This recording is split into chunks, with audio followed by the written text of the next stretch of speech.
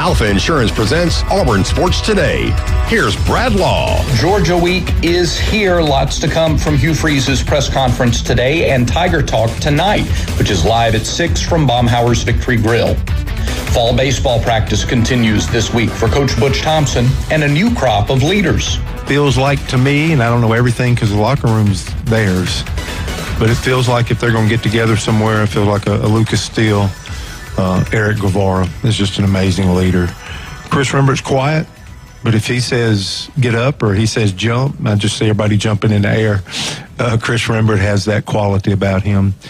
A returner that, really didn't get as many at-bats and didn't pitch as much, that we feel like is absolutely trying to lead and get in the middle thing, is Jet Johnston from a name that's out of there. He's casting our first player vision of the fall here, so that wanting to do that gives him an opportunity to try to go from here to where he wants to be and taking a positive step by trying to lead. So I think it's good. Ike Irish took a lot of air out of the room. Cooper McMurray took a lot of air out of the room that needed to be filled by guys. Those two guys said a lot of words and led our team through adversity, back out of it, and led them every day to keep pushing them last year. And those two guys aren't in that locker room. So those 4 or 5 and others are doing a good job. But there was a void there, and those are some names that are doing a good job thus far. Auburn volleyball swept Ole Miss to move to 3-1 in SEC play. Soccer tied 10th-ranked South Carolina. Until tomorrow, I'm Brad Law for Auburn Sports Today.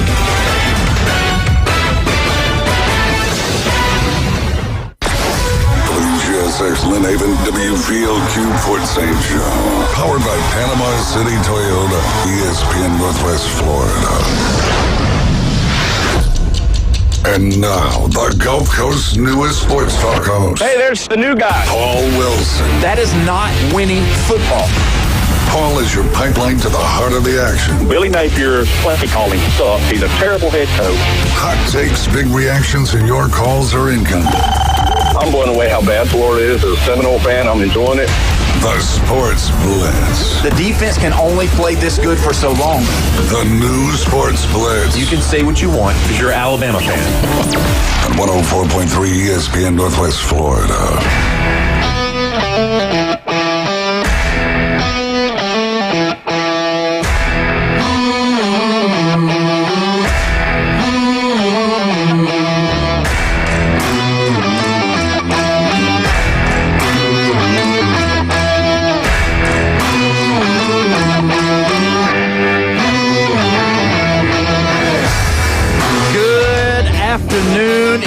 Monday here on the Sports Blitz with Paul Wilson at 104.3 ESPN Northwest Florida. We're so glad that you've decided to join us today, whether you're listening online on the Facebook or if you're on the ESPN app, maybe YouTube. Either way, we're welcoming you today. So good to have you. Don't forget you can call in on the Red 70s phone line, 850-215-6290. As always, on a Monday, we got Coach Brian Haddad in the building. What's happening, Brian? Hey. Good to see you, man. And always wearing his New Orleans Saints jersey because they got in the win column. Jeffrey in the house. How you doing, Jeffrey? You can't wear this shirt very often. That's right. I mean, they're that bad. Yeah. But, got in the win column. I figured we'd get a who-dad out of you. Oh, come on with it. I was about to bring the bag in here. Wear the bag. We'll have a decorating contest for the paper bag for the New Orleans Saints, guys. Yep. Gosh. And as always on a Monday, running the ones and twos, Jim and Jimmy. How you doing, buddy? Hey, guys, I am excited. It's a great week, man. We got football and college football in a full swing. We got the NFL in the full swing. We are in Major League Baseball postseason, and we got the NHL coming up on Wednesday. I love October. Oh, man, it's great. And you didn't say anything about Halloween because we all going to dress up come a Halloween day, too. So there you go. I'm down. So either way, we've got to talk about it. It's been a hot topic of the weekend. Mark Sanchez. Oh, man. So the quarterback, former quarterback, now a contributor, play-by-play guy, having a bad weekend, got stabbed over the weekend, and now they're bringing charges. It looks like it's going to turn into a felony charge, And, Brian, you just cannot, do that kind of stuff at night, whatever happens. Nothing good happens after midnight. There we go. Which is not true, but your likelihood of trouble certainly goes up. Look, I mean, it's tough because, as much as we want to say, here's what happened, we don't exactly know. Best we can tell at this point, one of the charges has been elevated to a felony. The other two are misdemeanors.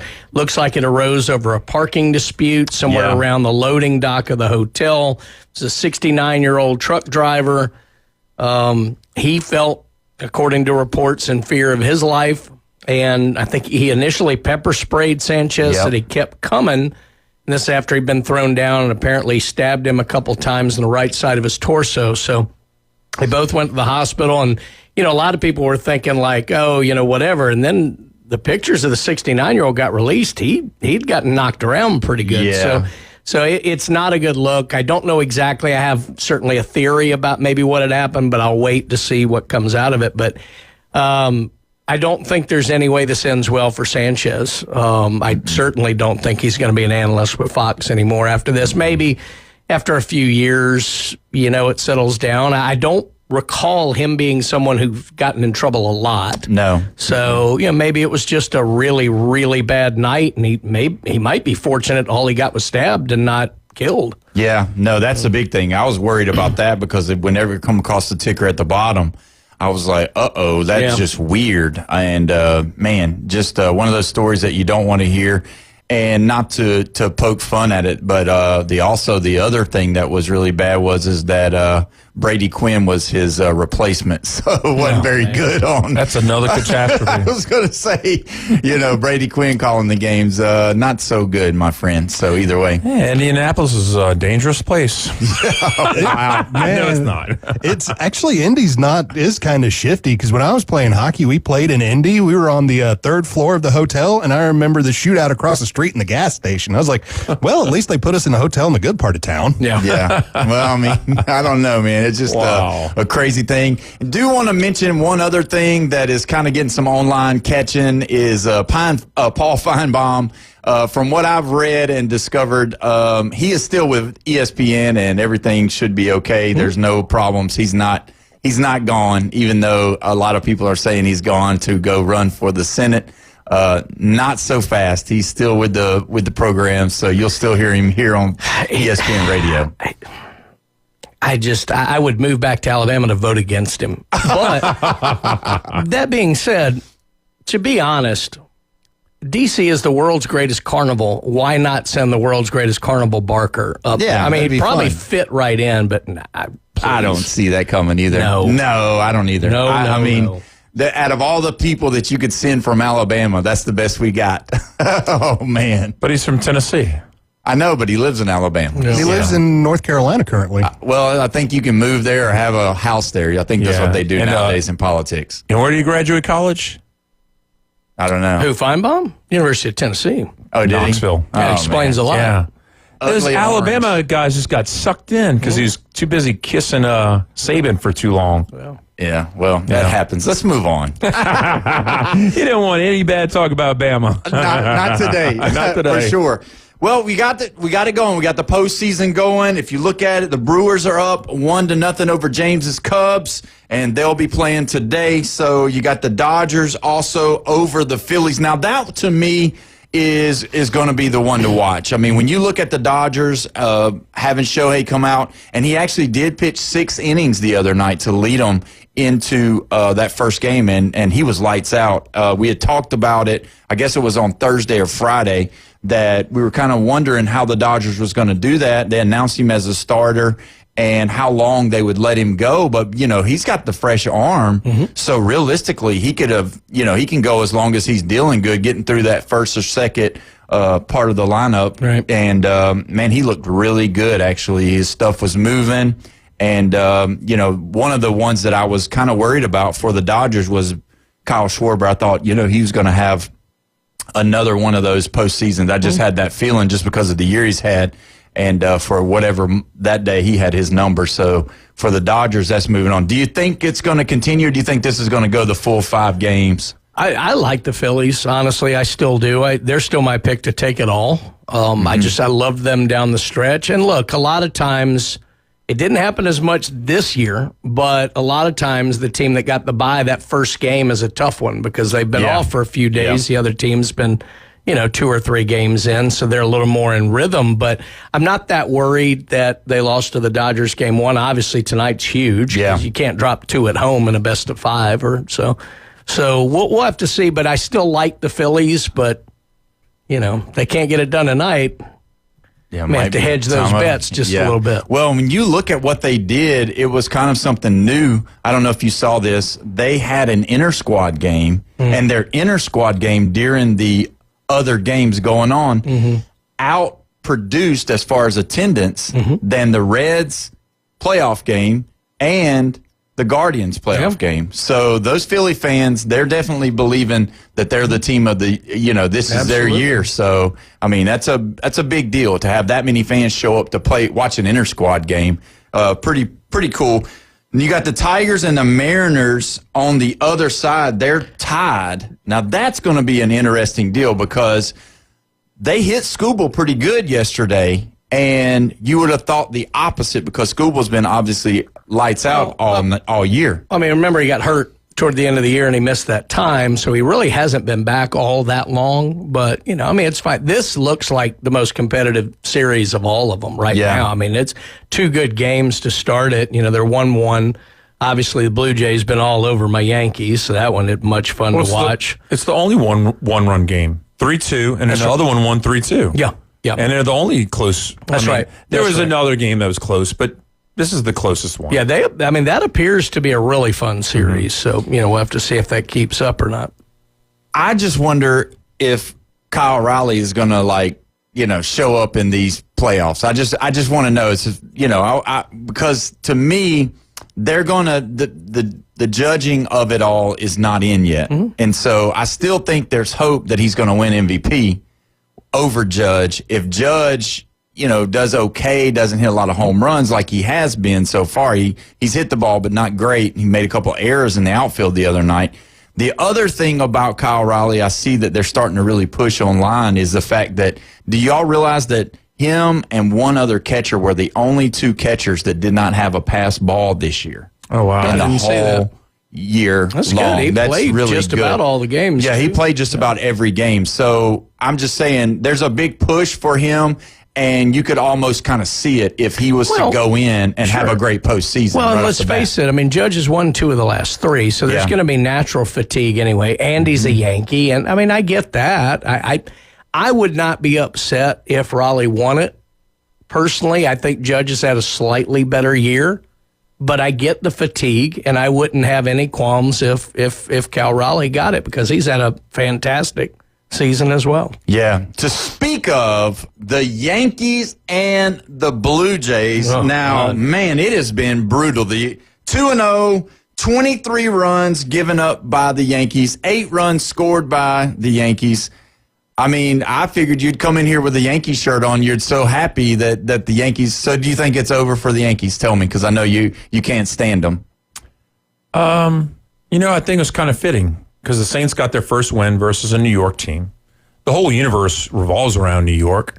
And let's be honest, in my lifetime, I think most of the titles that have been won by New York teams has basically just been the Yankees. I mean, the Giants have won like 4 titles. Jets, nothing. Knicks, nothing. No. Who was the other one? The Nets, nothing. The Rangers got the 2 Jets, cups. nothing. The Rangers got the Mets 94. won 1, I think. I mean, come on. The Yankees... Yeah. That's where New York has won their titles in my lifetime. Well, it's amazing to think about. It is crazy. Now, I mean, if you count Long Island, the Islanders got 4 there in the early 80s. Yeah. But hockey doesn't count. Oh, shots fired. Shots fired. Well, when you look at it, too, this weekend for the state of New York was really bad. The Bills lost. The Giants lost. The Jets lost. The Yankees lost. Yeah. You know what I mean? So and way that it was the way that the Yankees lost that was surprising to me. Sure. The 10-1 was like, wow. And then what was it, 13-7? Yeah. I mean, I'm like, and they jumped out. Yeah. They jumped out to a big lead right out the bat. So... Yeah. It's going to be curious to see what happens because I picked Blue Jays to make it through, and just not understanding whether or not they're going to, keep this going or not. But when you look at the Blue Jays, and then you've got, the Mariners and the Tigers, I see those. I don't know, man. It's just hard to tell who's going to come out of those two. And whenever the Blue Jays, if they keep putting up numbers like that, and they just keep their pitching just at due, it's going to be curious to see how far they can go. So without you telling me, I look at the numbers and I'm like, that's the one team that's starting to convince me, different from what I was thinking before all these series, is the Blue Jays. Yeah. Because of pure numbers. And Vlad Guerrero Jr., it's about time. Yeah, but if you look at it, what's impressive, Bo Bichette's out this series. Out, yep. You've got a couple of pitchers out. None of their aces, but you always want depth in the playoffs. So the fact that they're doing this without one of their key, players plus a couple of pitchers is that much more impressive. They look primed and ready. They really do. I didn't know what to expect. 10-1 didn't throw me as much when they came right back off of that and showed them again. Then I was like, uh-oh. At this point now, I'm just hoping the Yanks can get one. Yeah. And at least force a game 4, but, we'll see. The electricity of the Toronto fans, though, was like something that I hadn't seen in a while from that group of fans. You know what I mean? They haven't been there. They can't celebrate the Maple Leafs. Yeah, they live in Canada. They just celebrate anything. It was cold rambunctious. They were fired up when you look at that. But as an American, you kind of want to have a storyline that the Tigers or Cal Raleigh at the Mariners. That's the two best storylines that I see in the league. Yeah, that's it. Everybody can get the fatigue of having the Yankees play the Dodgers again. Yeah, or the Phillies being in there. I don't know. I think the Phillies everybody's kind of primed and ready for the Phillies to make a run, but they are tired of the Dodgers with all the star power that they have. Well, Bryce Hunter is easy to be hated. Harper. Oh, Harper. What'd I say? Yeah, Hunter. Yeah, I'm sorry. That was an old football player a long time ago. Yeah. But yeah, Harper. Yeah. I don't know. I just still think that if you look at the way everything is setting up, I believe that it could be the Dodgers coming out of the National League again if their pitching holds up, if their pitching is what it's supposed to be, because they've got the money. They spent the money on the roster, and then you wonder if with the Yankees how much money they've spent on the roster, and then you got all of this that's swirling around the Yankees right now. You just wonder, Brian. I know you're a Yankee fan. I'm a Yankee fan. Is this is it World Series or bust? Because I think it is for Aaron Boone.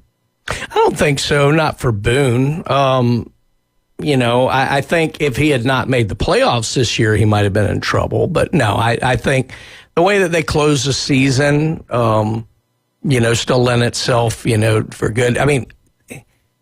To be honest, I was not a big fan of Boone getting the job ahead of time. Look, I loved him for what he did to the Red Sox back in the top of the 12th, or bottom of the 12th. But I don't think anything on him for this year, like in anything that they've come up short of my expectations. I still think the front office has got to go address the pitching. Yeah. I don't think they've done it the last 2 years, and they've gotten kind of fortunate. So to me, I would make sure and go out and get some of the pitching. Then if you've got better pitching out there with the bats that you've got right now, although you've probably got to move a few people around, and then they don't win, then yeah, you can put it on Boone, but I don't think so. I think the way they closed down the stretch this year was really solid, and look, they run into the buzzsaw. I'm not sure the way that the Blue Jays are playing, anybody's going to stand up to them in the American League. So yeah, I don't think you can put this on Boone. I just know that everything that I'm seeing on Aaron Boone right now is like, they're pretty rough on him, and they're talking about Luke Weaver. Don't bring him back into a game again, and that's valid because he's given up a lot of runs. He's leaving the ball up in the zone. Let's face it, though, he had to go to a guy who, has done 12 games? Yeah. In a key game in the playoffs against your hated rival? That'll tell you how empty that pitching cupboard is. Yeah. All right. Well, we got a phone call. We're going to take it real quick. We got Edward. Edward, how you doing, my man? Hey, what is going on, y'all? How y'all doing today? We're having a great time here in the studio. What's happening with you, buddy? Nothing much, man. Calling from the great state of Texas, even though we looked pretty embarrassing this weekend. We could say that. Yes. It's pretty bad when your backup throws 100% in your main QB. Oh, God, just terrible numbers on that boy. So where are you as a fan? Where are you on the state of Arch Manning at this point? You know what? On the fence right now. I say give him one or two more options, and then it starts.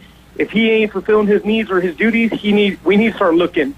We need to start looking for someone for the time being. At least maybe put him on the sideline and say, hey, you are not super special. You've got the last name. You may have some people in your corner, but you are not God's gift around here. Well, that's curious for me because, I feel like everybody was really, wanting last year to put him in over Quinn Ewers. And, I did see online where everybody was like, hey, Coach Sark, we're sorry for saying that. We take that back. We apologize. But, is it the fact that he's not playing the position that gets you upset, or do you just feel like he's supposed to be better at this point in his short career that he's had so far with the Longhorns? I think the idea is the media has hyped up some of these players to be something they're not and put them on a pedestal. And by doing that kind of, for a fan, that gets us hyped up. Like, okay, you got this guy. He's going to be great. He's going to be amazing. And in my eyes, when I hear stuff like that, well, that's where the pedestal's at. That's where the bar is set. Well, I expected him to be quicker and sharper and having the passion. And having the passion just like any other Manning. They just love football. It's what they live and breathe. Mm-hmm. It's in their blood. Yeah, from an early age. And, and I hate to say this, but maybe it's not the right school for him either. But it's been throughout history where we've seen good players have to transfer to other universities to show their real skills. Well, that's what I was kind of thinking with Arch is he might need to go down into like the group of five and see competition that's not at an SEC level, learn a little bit more of the game. Absolutely. We've seen it. I wish I could remember his name. The one that did real good, he was a Florida Panther, but he played for Florida for a little bit, and then he had to transfer. Cam Newton. Oh, you talking about Cam went to the Auburn Tigers? Yeah, when Cam went to Auburn. There you go, yeah. Well, that was because of a laptop. But either way, no. But what he did was, now you got to understand what he did, though. He went and played JUCO and won a national title at a junior college in Mississippi. And then came to Auburn and won, kind of like Trinidad Chambliss has done, that kind of thing. But if you look at it with the Manning name on his back, I think that immediately lends to like what Jeff's saying. Yeah, he's got to produce, and that's the thing. All eyes are on him. And sometimes, it does take people longer, but also there's an amount of pressure from your grandfather being an NFL quarterback to your two uncles being NFL quarterbacks, and they're on just about every commercial in the country during football season. So there's a tremendous amount of pressure. And either way, when you look at it, they're in trouble. Texas is, because the schedule is not going to get easier for them, and we're going to discuss it later on. We're going to really dive deep into it. So if you would just listen with us, and I appreciate you calling. Well, but a quick one: Texas A&M. If they throttle Florida this weekend, that's like writing on the wall. To say, and you know how it is. Teams can round robin each other. 3 teams can. But it'll say kind of more of what Florida's all about and what Texas is about, all in one statement. And Texas A&M is going to have that confidence running through the middle of their schedule. But I do want to say one thing real quick. That's all right. Yeah. Go ahead. As a Seminoles fan, congratulations to Miami. They played a really good game, and they deserve to be ranked number 2 in the nation right now. They've done really good, and good for them. Yeah, you're right. I believe that too. Well, appreciate the call, my friend. Thanks for listening. And when we come back, we are going to dive into more college football. We got Steve Barnes coming on. You're listening to the Sports Blitz with Paul Wilson here at 104.3 ESPN, Northwest Florida.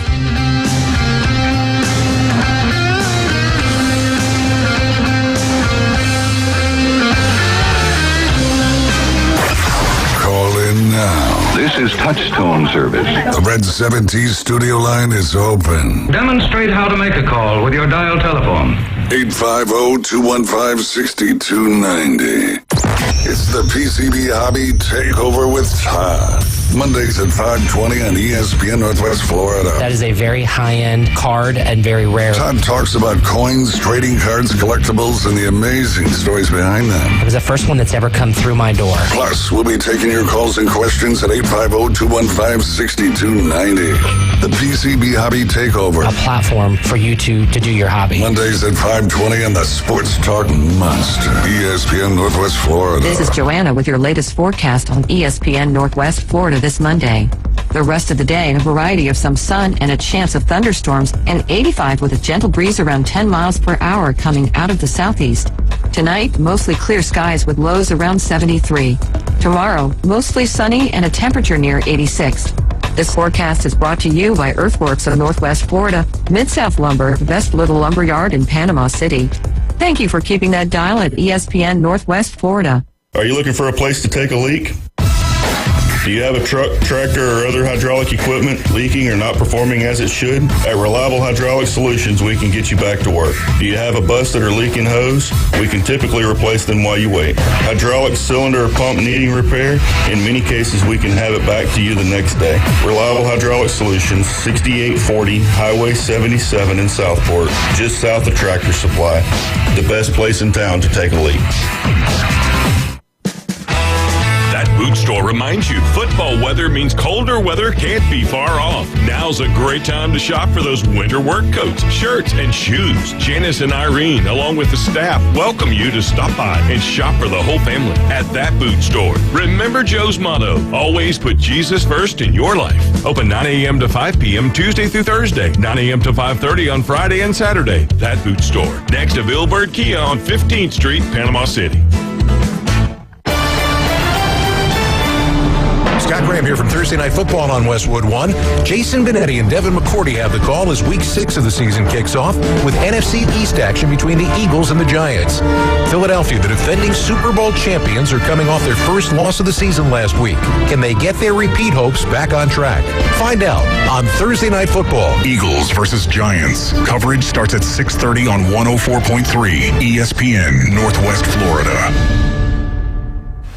You found us inside the CBC Construction Studios. 104.3 ESPN Northwest Florida airs the biggest games of the week from the SEC, ACC, and beyond. If it matters in college football, it's on 104.3 ESPN Northwest Florida. Now back to the Sports Blitz. Welcome back. You're listening to the Sports Blitz with Paul Wilson here, 104.3 ESPN Northwest Florida. Don't forget, you can call in. You can text in on the Red 70s phone line, 850-215-6290. Don't forget, tonight, Monday Night Football pregame starts at 6 o'clock. The kickoff is at 7:15. The Kansas City Chiefs at the Jacksonville Jaguars. You can tune in right here on 104.3 ESPN Northwest Florida. We're excited. As always, on Monday, we have Steve Barnes with the RebelWalk.com joining us today at 4:20. Steve, how are you doing, my friend? Man, I'm feeling kind of old. I have to admit it.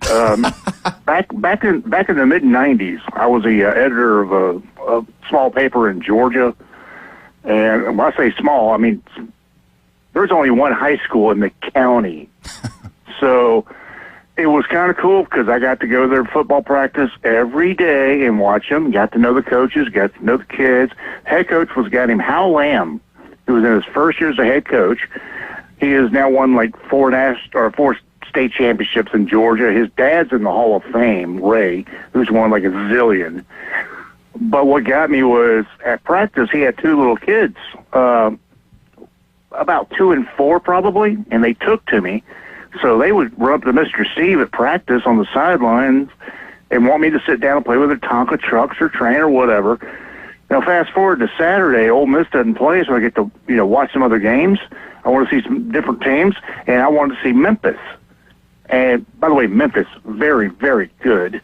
But they're playing Tulsa. And I'm listening to the announcers. The Tulsa coach is Trey Lamb. One of those kids with a Tonka truck is now the head coach. Wow. That is I cannot count the amount of gray hairs that popped in my head right then. Oh, man. Looks like you're going to have to take a trip to Tulsa then. Well, I'm definitely going to get a Golden Hurricane cap. Yeah. I imagine if you go up there and tell him that that story, I'm sure they'll let you on the field go to see the coach. Well, I'm just saying, I'm going to call your dad. That's right. So they were part of the storyline that Gundy got fired at Oklahoma State. Do you know about that? Because they lost to Tulsa? Well, not only did they lose to Tulsa, but Tulsa had not won at Stillwater in 74 years. Oh, yeah, that is true. And that was a big leading up to Gundy getting canned. Well, the weird thing is, I've told you all the story, is that week before Gundy had that infamous press conference where, I'm a man, I'm 40. The week before that, they played at Troy, and Troy beat them. And the writer he was talking about with the, I'm a man, I'm 40, kept asking the same question over and over and over. And I'm thinking, man, would you shut up? I got to drive back to Destin tonight. And a kid next to me who was at the Oklahoma State newspaper. He just sort of tapped me and said, this guy's not going to stop. Oh, man. So I raised my hand. And Gundy's like, yes, new question. And I asked him something innocuous. And he answered it. And then this guy came back with the same stupid questions again. And Gundy just looked at me like, hey, man, thanks for trying. Yeah, that's crazy. I remember those. So let's get into this Ole Miss. They were on a bye week this week. And I just got to ask, how's Austin Simmons doing as far as his injury, and then what are we doing? Have they said anything? Are they interested in kind of letting him get some snaps? I mean, give us what you think is going on over there, Steve. All Kiffin said today in the presser was he's not 100% yet. So I think that means I think that means he's going to get some garbage time probably just to get out there after it was Washington State. And I'm sorry for Wazoo fans, but I think Ole Miss has got this one. So I think if it's in control in the fourth quarter, I think you're probably going to see a little bit of Simmons in there. Well, and you'd think they'd need to, treat it as if Trinidad Chambliss is the starter anyway and go ahead and, let the backup come in if they get up by a lot. Like, I agree with you. I think it's going to be ugly. I think they'll get up big. But I just wonder if he was 100%, I don't see him letting the hand go that's leading you right now. I mean, Chambliss is phenomenal. So, well, the thing is, I want to see how he handles all the off-the-field stuff because I sent you guys a link. They're actually there's a song out now. It's a Caribbean song. Trinidad throw another dime. Things in Oxford are great on island time, and that's really really cool. And even Kiffin talked about it today. He said, "I'll ask the kid. He's never been to an island except for Mackinac Island in Michigan, so he's never even seen blue water or white sand. So but that's kind of cool. But also in Oxford, you wouldn't believe how many flags from Trinidad and Tobago they have flying in Oxford, Mississippi. Oh, wow. And it's like, okay, really? Wow. And they asked him 2 weeks ago about it. He goes, I didn't know what it was. Then somebody gave me a pen and told me what it was, and I can put it on my shirt. Oh, my gosh. But I just want to see how the kid handles this because, this time last year, his biggest game was going to be Grand Valley State. And in 2 weeks, he's going to start against Georgia in Sanford Stadium. And it's just going to get worse because, all right, they're 5-0, ranked 4th in the country. And, Jeff, you're going to love I'm saying this. That's ranked way too high. But the people they've beaten in those 5 games are 13-12. Wow. The ones that are going to play the rest of the way, 23-13. 23-13. It's going to get a little tougher, but something I do like, and thank you, SEC, for this, front-loaded the schedule with some SEC games. They've already got 3 under their belt. That means they get 2 out-of-conference games the rest of the way. Most SEC teams only get 1. Yeah. So they get Washington State this week, and then between South Carolina and Florida, they get Citadel. Yeah, and most of about a third of these SEC teams, the out-of-conference game is their rivalry game, like, Kentucky playing Louisville and South Carolina playing Clemson, Georgia Tech, Florida State. LSU's got Western Kentucky left, the Hilltoppers. Go Tops. Yeah, I still wish LSU would play Tulane again. You know what? I'm 100% for it, but the SEC is not going to allow it because they got to have that end of the season. It's either going to be Arkansas. Well, it's got to be Arkansas at the end of the year. It's going because Ole Miss is locked into the Egg Bowl, and Texas A&M, is playing Texas. The only thing about that is, play it 2 weeks earlier, but play each other. Yeah. Yeah. I mean, do you think New Orleans would hate it if LSU came to town? No. And you know what's funny? The most toxic LSU fan I know was my best friend in junior high. And we went to high school together also. And then we went our separate ways when we went off to college. I went off to Baton Rouge. And guess where he went? Tulane. And he's a super LSU fan. And if you see his post on Facebook, you would be appalled. And he loves that next song that I hate. And he is the most toxic LSU fan. And if you ask him, what dorm did you stay at LSU? Well, he didn't go to LSU. Right. What apartment did you live in when you lived in Baton Rouge? He's never lived a day in Baton Rouge. And he's a toxic LSU fan. And that kind of sums up where these toxic fans kind of come from. Most of them aren't really the fan base and the people who attended there in the past. And, of course, some of them are the students that are there right now, though. Let's be honest. Because Tulane's kind of like Vanderbilt. It's one of those things where, all right, let's not beat them too bad because we're going to work for those guys in 10 years. Or let's network and pass out our cards. But the thing about your friend, it's kind of like the old saying in Oxford. 95% of Ole Miss fans went to Ole Miss. 95% of Alabama fans went to Walmart. Oh, Steve, how in the world are we going to say this kind of stuff? We can't. You know what? Don't tag that, James. Do not tag that. Well, but it wasn't the Walmart Bessemer. No, absolutely not. The second half of that joke that Steve didn't get to tell was that the state vans work at Dollar General.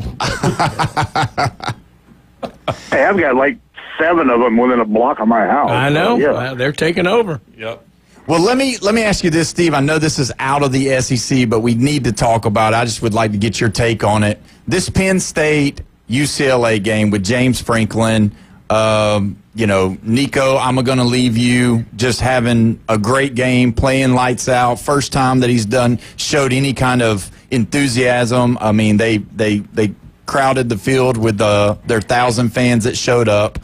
What do you think the implications for Penn State moving forward with the fans, with the online presence, with this loss, because it being such of the upset of the weekend could possibly be one of the biggest upsets in college football this year? Well, don't diss the UCLA fans. I mean, there are 39,000 there, and when they rushed the field, well, we couldn't really tell because they weren't enough to really do anything. But, hey. But when I first saw that score, I think it was 24-7. Yeah. I thought, well, you got that one backwards, didn't they? And then I flipped over and went, no, they didn't get that backwards. Yeah, the thing is, I'm afraid UCLA is going to make a huge mistake right now. I think they're going to, hitch their wagons with the boosters to say, we want Jerry Neuheisel as our new head coach. Yeah. I think that would be a mistake, but I think that's something they might do. Yeah, it's a good possibility. The thing they have to do, they've got to change athletic directors. they have a real problem out there in the athletic department. They've got to change athletic directors. Now, with Penn State, I think the problem is basically, I hate to say it, Drew Aller's really overrated. And they are really mad at Missouri right now for taking who's the rightful quarterback there. Yeah. I was saying Frizzle was there. Yeah. If Frizzle was there, I think Penn State's undefeated, and they're ranked in the top 2. What's funny is if you look at it right at the end of or right before the draft last year, Aller was declared, and at one point he was up there with Dart in terms of because he had jumped over Milroe, and he was up there kind of neck and neck with Dart as who was going to be that next quarterback that people were talking about, and then he decided to come back like that.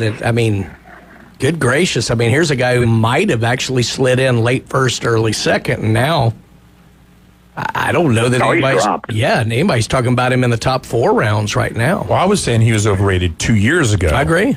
And then I said, well, the guy's got enough starts. Maybe this year will be his year. Yeah. He's developing. He's got so many chances, right? And then, no, not really. All of the guys who came back who should be better are all struggling. Yeah. It's amazing. Can't tell. Who do you think is the Heisman front runner right now? Well, it has to be Simpson, and I think the Oregon quarterback, and then I think you got to look at Trinidad Chambliss. No, Carson Beck and Mendoza. And Beck. Those 2 guys are top 5 easy. I don't think Mendoza's there, but I think Beck is there. I think we're going to find out real soon because Indiana's got a big game this weekend. Beck is playing really well. The thing is, the Ohio State candidate has not shown which one it's going to be yet. I think it's going to be Jeremiah Smith. Yeah. I think he's the best player in college football. Now, does he have the numbers? Right now they're keying on him and everybody else is going off, but will he have that signature Heisman moment in a big game? The problem is all the other Big Ten teams start falling off, he may have to wait till Michigan to have that big game. So don't write off whoever is going to come out of Ohio State. Short of that, I think Beck's in a good spot right now. I think Simpson's in a good spot if Alabama keeps winning. And surely there'll be somebody else who I wouldn't sleep too much on Dante Moore out at Oregon. Yeah, they're good. There's some people out there. Do you think, too, Steve? I think Alabama's going to keep winning, but I think Beck's playing the best ball right now, and he's making it look effortlessly. It's just like, I'm just going to try it out here real quick. Okay, there's 5 touchdowns. Yeah, I think too. I think with him, his schedule really affords him a good opportunity to rack up some stats because I know that they're going to be looking for the stats. I know that's a part of it, and he's already got the wins. He owns the state of Florida so far, and then when you look at it, you've got to know what he's going to do. Will they drop one game this year? That's the question that we all kind of been wondering if they're going to have one of those. If he's going to have one of those past Beck moments. But I still think, when you look at the way the schedule lines up for Ole Miss, going to Georgia, playing Oklahoma, possibly I think Mateer will be back then when they play Ole Miss, and then you're looking at having Mateer versus Trinidad Chambliss, and if Chambliss outduels him and takes him to the victory, then he's going to be lined up because I think he's going to be ready. Mateer's not going to be back. You don't think so? No, I thought you said 3 weeks. No, it's Washington State, Georgia, Oklahoma. So we got 3 full weeks, but then you don't have 3 full weeks. You have 2 weeks and 5 days. Well, he was out the first week. He didn't play last week, and I thought they only said 3. If so he comes back, that'll be his first game back. Yeah, he'll either be that one or I think the Texas game is going to be his first game back. One of those 2. Yeah. But could you see it, Steve? Could you see Trinidad eking his way into that because of the thing about him is the dual threat with him garnering all these yards rushing plus being able to throw the football. I think that too is going to help him in the voting wise if they keep winning. Well, whoever it is, they have to have that, quote, Heisman moment because we're in the ESPN version of reality now. You've got to have that one highlight. You've got to have that Johnny Manziel almost dropping the ball, then throwing a touchdown. You got to have, you got to Vince Young hit the corner of the end zone. You've got to have that one play that they can show on ESPN. You got to have that. And the other thing about Chambliss is I actually got a call from a guy who said, gee, you know a lot of, okay, I'll clean it up and say minutia.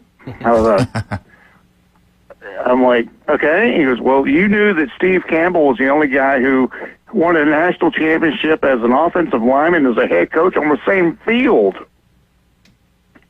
Yeah, I grew up with the guy. I watched him. Yeah, I know that. What? Has anybody ever won a Division II national championship in a Division I the next year? I don't know. That's a great question. I don't think so. But I know it's not a quarterback. But here's a statement, okay? Miami's 3 best chances for Carson Beck to have that moment has already happened. Notre Dame, Texas A&M. No. Is it Notre Dame and Florida State, right? Florida State, yeah. Okay. The rest of the schedule, it's bad timing that Louisville just lost. That's their next opponent after they have a bye. And they're playing like Stanford and Pitt and Virginia Tech. They don't have any big top-notch teams that will be highlighted for him to make that statement where the SEC is playing each other and people are going to be watching. I will say, let me throw this one caveat to that. I'm not sure quarterbacks need to have the moment as much as skill position players do. Yeah. I think the running back or the wide receiver or, I guess in this case, the Charles Woodson, you need the moment more. So the quarterback, it can be more about leading your team to a number one ranking or undefeated or stats or something like that. So it still helps, but I'm not sure. I think the quarterback might be the one position that can get away with it more so than the others. Yeah, especially if you got the stats. Well, Steve, we do appreciate it. We're going to have to take our next break. Steve Barnes with the rebelwalk.com. We will see you next week, Steve. Thanks, appreciate Steve. it, buddy. Love y'all like fried chicken. All right, man. When we come back, we are going to dive into more of this college football. You're listening to the Sports Blitz with Paul Wilson here at 104.3 ESPN Northwest Florida.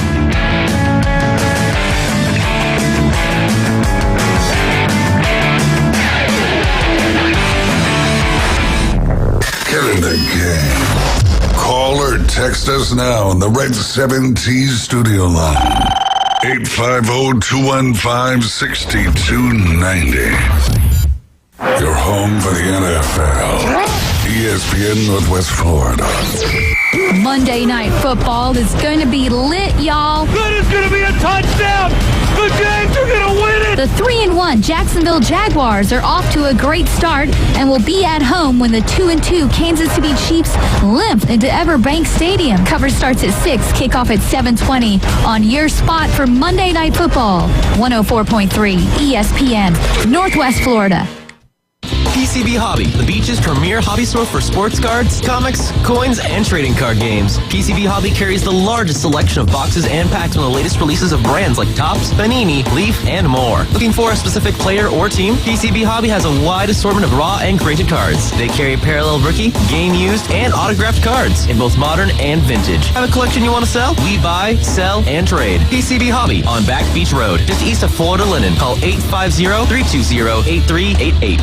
Your goals matter, and at Anytime Fitness Panama City, they're ready to help you crush them. With expert coaching, personal training, and virtual workouts through the Anytime Fitness app, you'll have all the support you need inside the club and beyond. Limited time only. Join today for just $1 down and start your fitness journey now. Don't wait. Visit 107 West 23rd Street, Suite W8, or call 850-818-8184. Anytime Fitness. Let's make healthy happen. The Kings of the Swamp. Falls loose at the 38. Gators got it. Wow. Join Sean Kelly and the rest of the broadcast team as they bring you Gator football all season long. Quick race down the near sideline. 20, 15, 10 to the 5. Touchdown, Gators. On your home for Florida football. The Gator Sports Network from Learfield. The Florida Gators play here.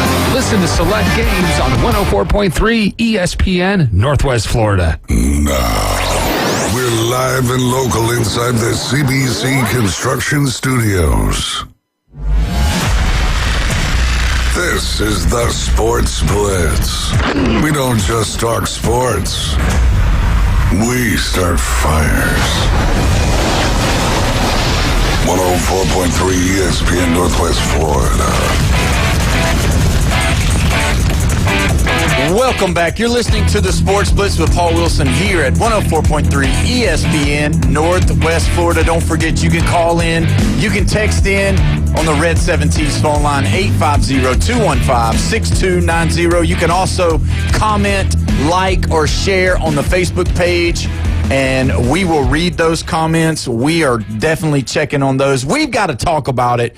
Every Monday, we get an opportunity to talk about Mississippi State. When Brian's here, we're going to do it. Brian, I will tell you this week for the Pick'em, I stepped out on a limb, and I thought, well, you know what? Texas A&M has not been great at times. Mississippi State has been good at times. And you know what? I'm going to take the upset.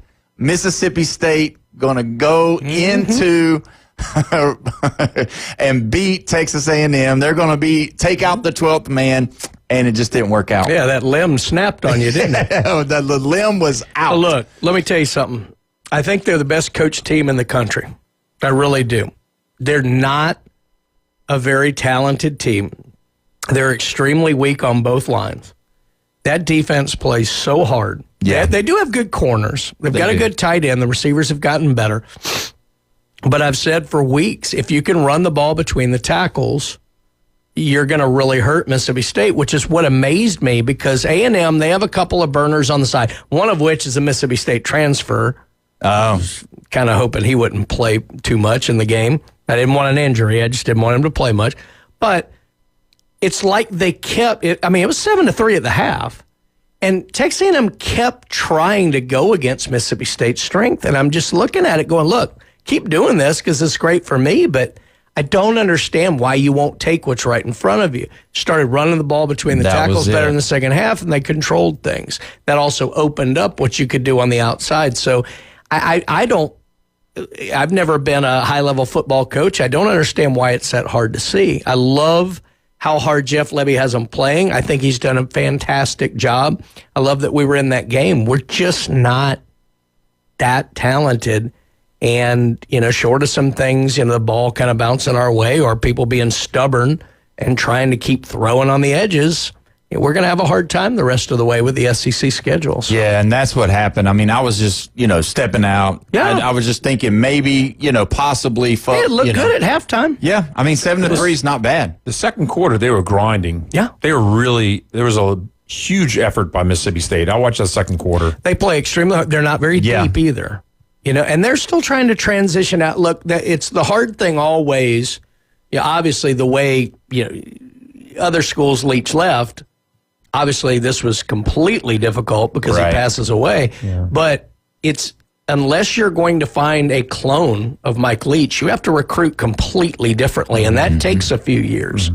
And now with a portal, it maybe doesn't take quite as long, but they're not there yet. No. But how hard these guys play, especially on defense, I'm thrilled with. I mean, I don't know that we'll win another game this year. I'm still happy as long as they give that kind. Seriously. Wow. But as long as they give that kind of effort, I'm good with it. Who do they have left on the schedule? The only two teams they have, if I remember right, that are unranked left was Florida, and that's at Florida at homecoming, and Arkansas, who's traditionally played state extremely well. Yeah. I believe all of the other teams remaining are ranked. And that's going to be the biggest problem. Is that what it is? They got 3 in a row. It's Florida, Texas, and Arkansas are all unranked because Texas is not ranked any longer. Oh, that's right. Well, I was looking at it a week ago. You're right, though. Texas, I don't want to say should be ranked, but, I mean, they're up there, right? Sure. Well, I think that's one of those games now that you really can't just check it off anymore. Like, not with the way Texas played over the weekend. I get it, but their strengths aren't running the football either. And 2 weeks ago, I would have thought Florida might be gettable, but the way they ran the ball, That's a little worried about it. And that's when you look. That's how you got to look at the schemes. That's where you look at who plays who better and well. That's why you said Arkansas plays Mississippi State well. Any team that can power run the football on Mississippi State this year is going to do well on them. And that's the key. And I don't think Texas is built that way. They're just not right now. So the Florida and Arkansas games are away. That's right. Yeah. The Longhorns are going to Starkville. That's right. So it might be the best chance for them to storm the field. Maybe. Unless they pull that hoop ride on Ole Miss. Maybe Jackie Sherrill will come back and neuter the cow again, or neuter the bull again, like he did back in 1992.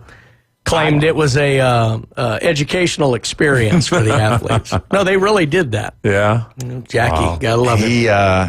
He was a character for sure. You know, I don't usually say that LSU gets lucky on Mississippi State, but when I was there, which was 91, 92, we were getting lucky on y'all. Them, though. But every year, even if State was better than LSU, I mean, I think we won 1 out of 15. And I mean, there were a lot of years we were better, and some of these were the good years. Yeah.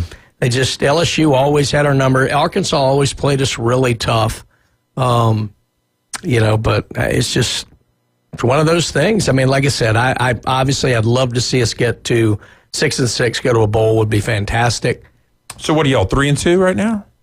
They won the first 4. We're 4-2. Yeah, 4-2. They won the 4 non-conference games. I'd love to get going to a bowl would be fantastic and would exceed my expectations coming in. They've already won as many games as I thought was possible to win this year. So a lot of people had them 2-10. Yeah. Yeah. I mean, they really are, like he said, they're impressive, but the second part of that comment is they're not very deep. And that's the deal. If they start reeling, it's hard to stop. You know what I mean? It's hard to get them going, because I was watching it and I was just like, I was pulling for them, not because I picked them, but I was pulling for them because I was just like, you could see how hard they were playing and where they were in the right spots at times. But then as you saw the game get longer, they just couldn't hold the line. Yeah.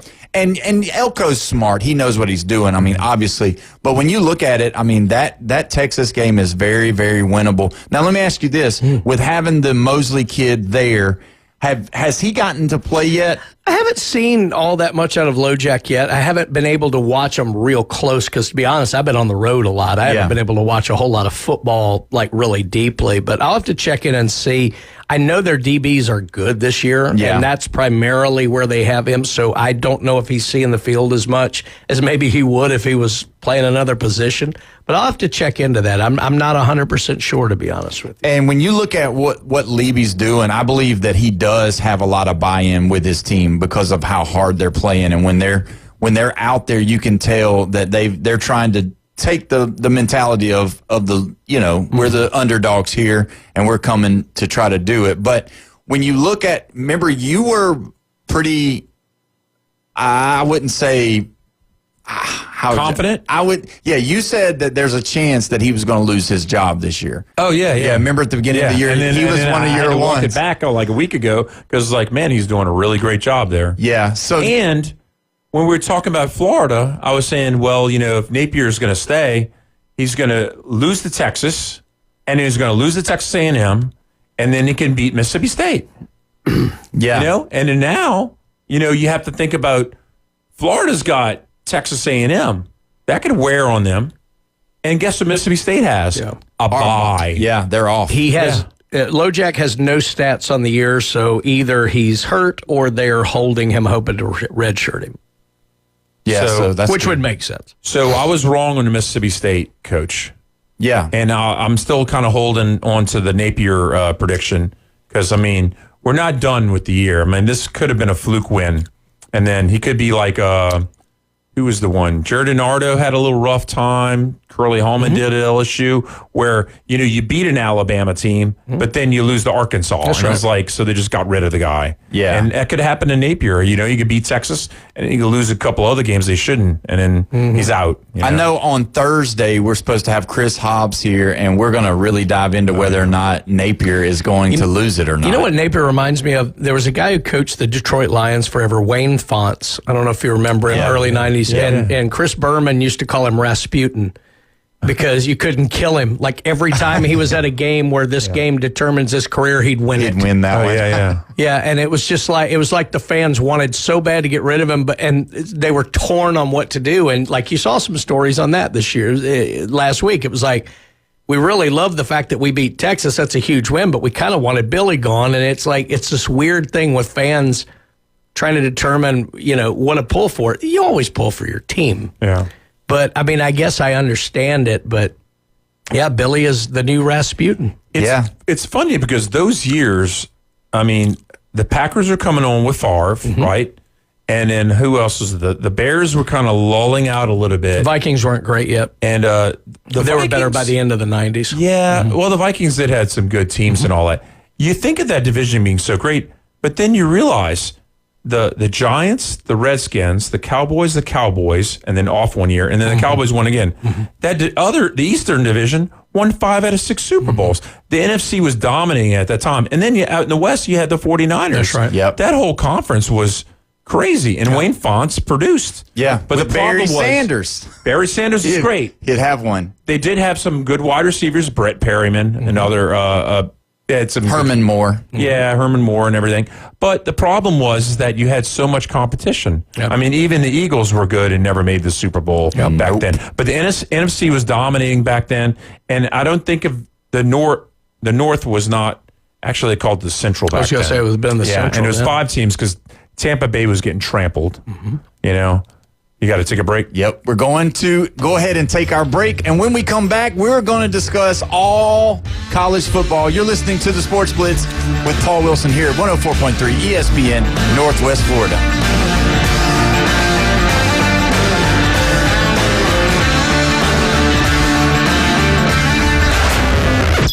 The Red 70s studio line is now open. 850-215-6290. Your home for the NFL. ESPN Northwest Florida. Monday Night Football is going to be lit, y'all. Good is going to be a touchdown.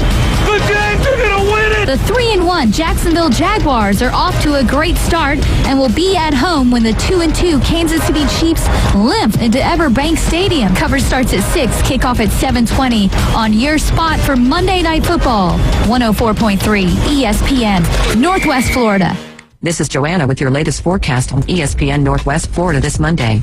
For tonight, mostly clear skies and a low of 73 with a gentle breeze out of the east at 11 miles per hour. Tomorrow morning, mostly sunshine with temps around 82. In the afternoon and evening, mostly sunny with a gentle breeze and a temperature near 86. Moving into Wednesday, about the same with a high of 87 and mostly sunny.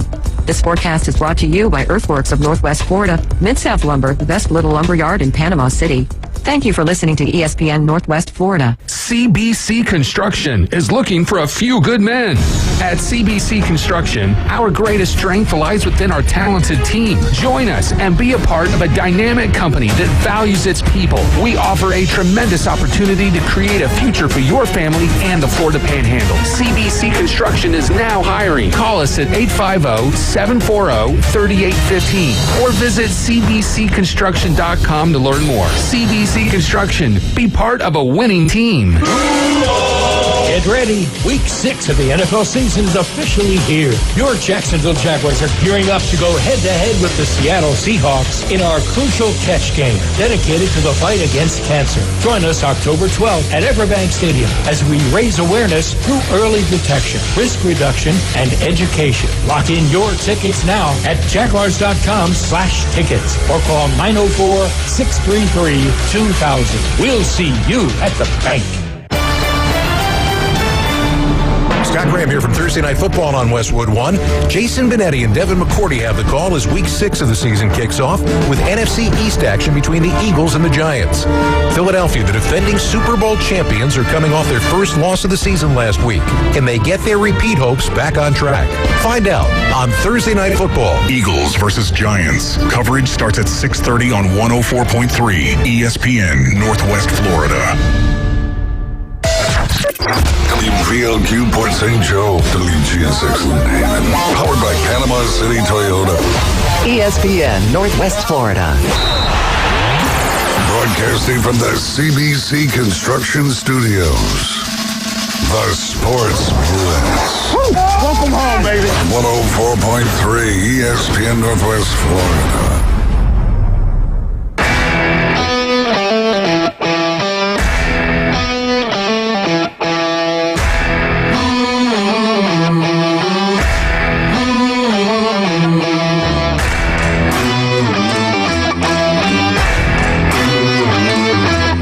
We made it.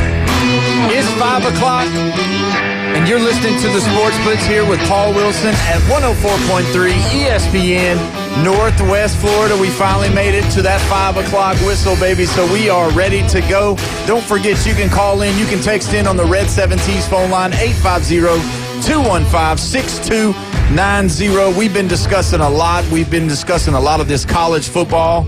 And I will tell you, Brian, I looked at the stats. The big thing for Mississippi State was that 1 in 10 on third down conversions. That'll kill you every single time. But real quick, somebody texted on the Red 7T's phone line. We were talking about the Heisman earlier, and they wanted to say that Haynes King from Georgia Tech. He's done a great job. The problem with Haynes King is he's been hurt so much that he's not really putting up big numbers, but he's tough as nails. I mean, he's the kind of guy I'd love to have leading my team. I just wonder if he'll get enough notoriety out of it. But no, he's a tremendous player. He's a good player for sure. I hope the Bulldogs don't rip them apart. And at the end of the season? At the end of the season. Yeah, because that'll be terrible for the way they do the college football playoff, especially if they win the ACC. Well, you know, they always say this new statement, oh, it doesn't matter if you lose your conference championship. And I almost think that's there's going to be a point where it will matter. Because Georgia Tech, let's say they go 11-0 and they lose to the Bulldogs. It depends how they lose that. And then they lose the ACC championship. They're out. Yeah, I would think they're out. Yeah, they're probably out there. That's where this whole thing about if they're going to stay at 12, which I think they will, as long as it works out good. If they stay 12? Yeah, as far as the playoff. Well, they're not 12. Tennessee's number 12 right now. No. I'm saying 12 teams. Oh, 12 teams. I'm just saying 12 teams. Okay, as long as they stay at 12 teams, you won't have to worry about that part because all you got to do is win one of the 2 games at the end of the season. And that's really, that could be really where it gets sticky and icky. Yeah. Is where you have that game at the end of the year where you're going to play somebody like Georgia, and they could have this great run all year, Georgia Tech, and then all of a sudden you got Georgia, if they come in there and beat them like 45-7 or something, just wear them out, and then the next thing you know, they go and play Miami in the ACC championship, and Miami throttles them. Then the last 2 games of body of work before the playoff committee decides is those 2 games. You played like $1 million all the way through the schedule, and then you drop those last 2. And then it's like, well, we got to take somebody from the ACC. Yeah. And you're not SMU from last year. No. And that's the thing. Like, and you're going to have something like that happens, and then that 12th team gets throttled, and it's just like, well, whatever. Yeah. Now, you know what I have a bad habit of doing? Getting ahead of myself. Because the way I'm thinking right now is for Georgia Tech, it's survive and advance. Just keep on winning your ACC games. You don't have any big opponents and all that. They could lose games. Don't get me wrong. There are upsets. Last year proved to everyone that there could be upsets. Virginia's got this one loss that's just stabbing them in the back. They lost by 4 points to NC State. Then they beat Florida State. And then they had overtime this last weekend against Louisville. Yeah. Virginia's kind of still in that conversation, but they have to have Georgia Tech or Miami lose in order for Virginia to slide in. But I don't think Virginia's going to end up being 11-1. No, they'll probably drop one. Yeah, and that'll drop be the one. problem. So I keep on thinking advance to the ACC championship, but I mean, there's going to be teams knocking each other off, and it's not going to be as easy and as clear of a picture as I have in my head. You know, but when you look at the schedules, the one that aligns up the best is Georgia Tech because they do have the weakest of the group. Yep. And the way it's going to, I mean, I don't know, but the way it looks as of right now, I mean, they're going to play Miami in the championship. If you were to say right now, Georgia Tech and Miami, that would be, really good. And it really does matter what Georgia Tech does against Georgia and then Miami. That's going to be the biggest problem for them. And name recognition. Yeah. Us being Southerners, we'll die on it. Virginia doesn't have that appeal that Georgia Tech does in our minds. I don't know about your mind. Yeah. I mean, the Cavaliers. Right. And they can be tough. And realistically, we don't even really look at Georgia Tech outside of used to being a basketball school. But for the most part, what gave them credibility was them playing Georgia so tough last year in the overtimes. Now people are like, okay, well, this is good. And then they've got this schedule. and the ACC is better this year than they've been in the past. Yeah. So it lends them a little bit more of credibility moving forward and seeing whether or not they're going to be able to make it. But that's going to be the question. So Haynes King, if he keeps winning, he goes and beats Georgia, he very well could be on the list in New York. I'll put him number 6 in the rankings right now as far as possibility to win the Heisman. Yeah. Number 6. Yeah. I mean, he's up there. I mean, he's top 10. Yeah. So that's a big thing. But let's talk about who's number 1 right now from what a lot of people are saying. Don't look around. Just look me straight in the eyes right here. A lot of people are putting Ty Simpson as the front runner as of today, as of this week. I know you don't love it, but I'll tell you what, guys, when you look at this game, it was a game that you, at first, for an Alabama fan, I was a little nervous. I could see that Vanderbilt was doing the things that they wanted to do. It was kind of impressive that they were still able to move the ball. Pavia was getting outside of the pocket. If play broke down, the pocket broke down, he would get the yards, kind of like he did last year. And I think that's the biggest thing is, like, last year still is looming in my mind, and I'm watching some of the same stuff happen. You know, Bama didn't play poorly in the first half. A lot of people were freaking out. I'm looking at him like, all right, it was a bad call on 4th down on the first drive. Yep. A missed field goal, which, look, with what we've got this year, I'm going to expect that, unfortunately, more times than not. And one missed tackle on the run. They didn't play badly. They were moving the ball fine. They were still in phase. They were fine. Vanderbilt just wasn't making mistakes until they did. Yeah. And then Pavia put the ball on the ground. They throw the interception down in the red zone, and it played into Alabama's favor. What I liked is I didn't see Alabama panic. Last year when they got down like that, they looked like they didn't have an answer. And that's how you see, you know, guys start kicking the football and pitching a fit because they had no answer. This group looked much more poised, which I think was a good job by the coaching staff. Obviously, they didn't play their best game, but I thought they played solid football. They just, the 4th down call I still hate. I don't mind going for it on 4th down. I just hated the call.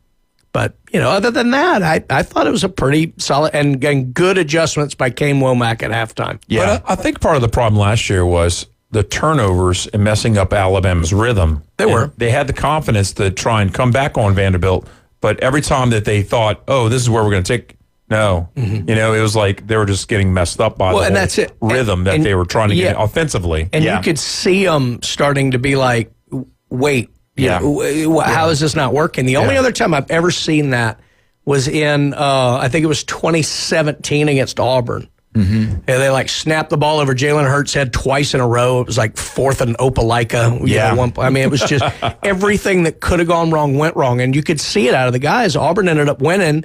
Remember, went to the SEC championship game. Alabama sneaks into the playoffs. Everybody pitches the fit. And that's the 2nd and 26 Tua. Yeah. But that was the only other time I'd ever seen them where they just looked completely lost for what's going on, because it was like everything that could go wrong was going wrong. Yeah, and this year, to me, I'll give it credit. I know that, and I'm joking right now. I don't think Ty Simpson, I know he's in the lead as far as what people are saying across the South, but when you look at his leadership, you know, some of the things that when they would make a mistake, you would see him go to the person. You would see him go to the sideline. He talked to his offensive line. He was going to Ryan Williams when he had a drop. He was telling him something. And that, to me, is the difference of this year's Alabama team compared to last year's Alabama team. Because Jalen Milroe, as great of an athlete, as great of a person that he is, he didn't have that. There was a lacking there. And I think age and sitting and Ty Simpson kind of coming into himself he's taken, you know, being a coach's kid, all of that stuff matters. And so he knows what he's doing as far as getting his players ready and seeing what happens. So is it leadership? Well, yes and no. The only thing I would slightly disagree with you on, I think Milroe had it. I just think last year he had no understanding of what they wanted from him. True. And I think, so there was kind of a confusion. I think Milroe had that with the players. I really do. I love what I saw out of Ty Simpson. I agree. Going over to Williams, that one ball he dropped, going over to him, you could tell he wasn't firing. I mean, you know, like, what is wrong with you, da-da-da-da-da. He was saying, look, we're going to need you. Yeah.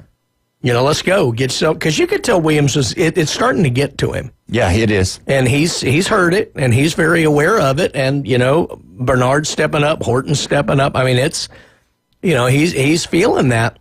I thought what Ty Simpson did was good. It reminds me so much of the way Mac Jones would handle him. But I think we forget, everybody, thinks Mac just had it the whole year.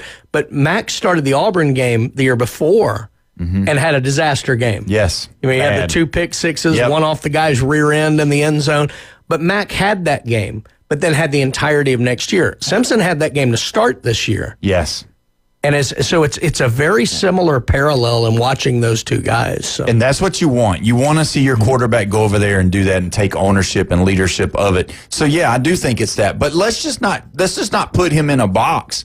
The kid's got wheels. He can stretch the field. He's got a good arm. His accuracy is looking good. I agree with you. I think that first game was his, bad one. Not to say that he's not going to, struggle at times. But, man, I'll tell you, I think he's really grasping what they want and then being able to get the ball to where it goes. Now, did he take a bad sack a couple of times? He did, and that's part of learning. But still, I think the guy's on the right track. I haven't said anything super positive about him, but I wanted to make sure today that after this game, he really did look the part and the confidence of what they were talking about during the preseason or during the camp. About give him some time. He's got all the tools. Once it comes together, it's going to really be a good thing. And I'm starting to see that. And I remember you asked me, do I believe in him yet? I didn't, but I do now. Yeah.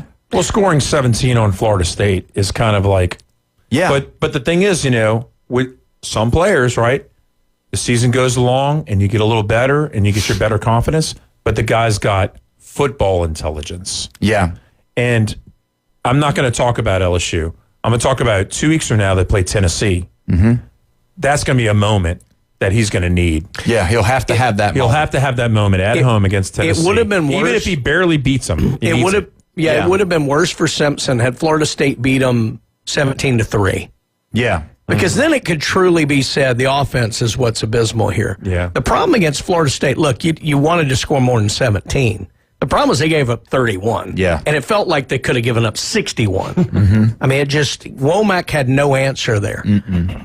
And that surprised me because I think he's a tremendous defensive coordinator. So that one, I think it helped a little bit in that it wasn't all put on Simpson. You weren't hearing a ton of Russell now, the way we were worried about with Mac Jones, where it was going to be Bryce Young now. Yeah. So I think that helped him a little bit that it wasn't all on him.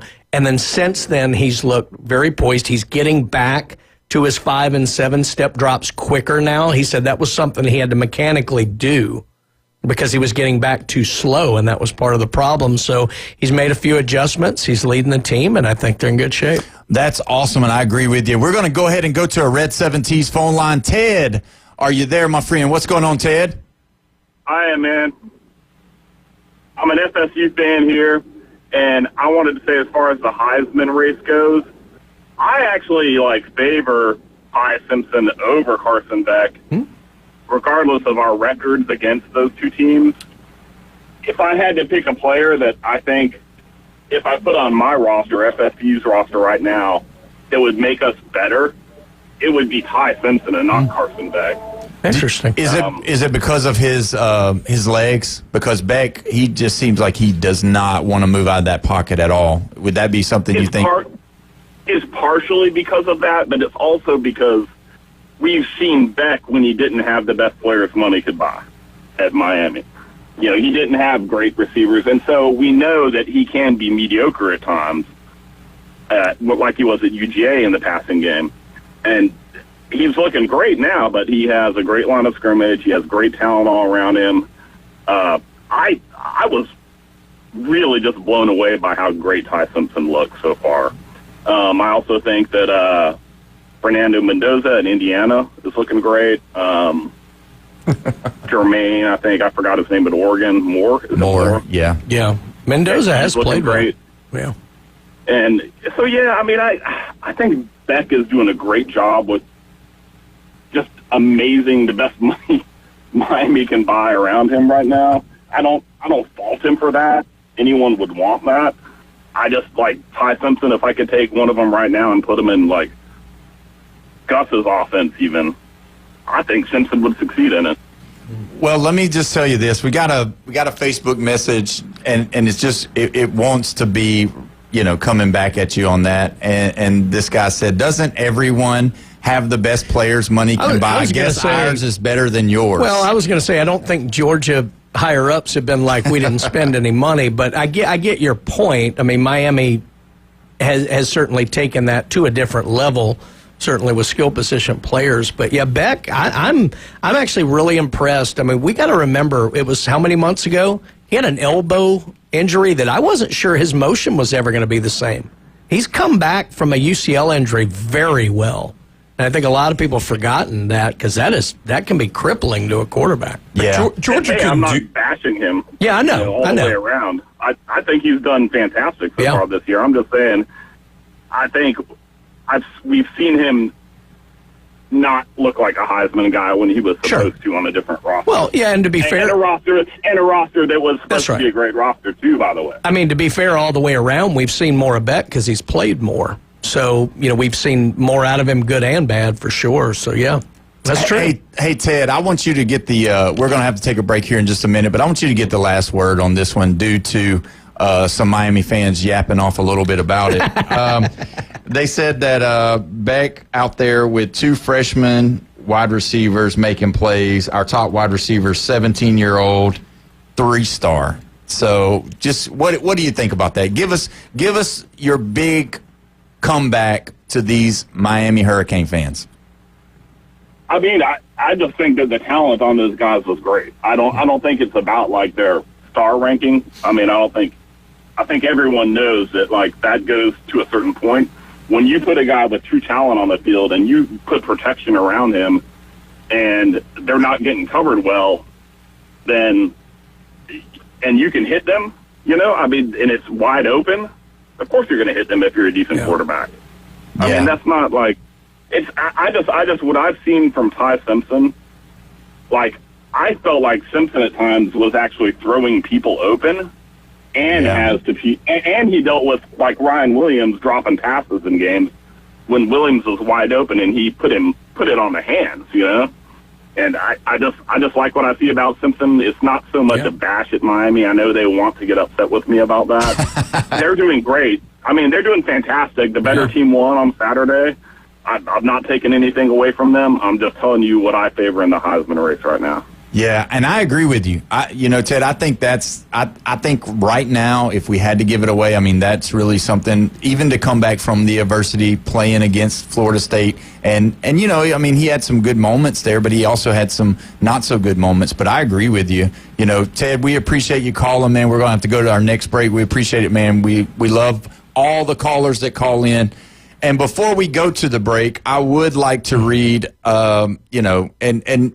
Christopher Multiconte. He says that, Mr. Wilson, you are 0 for 4 with the phone guys.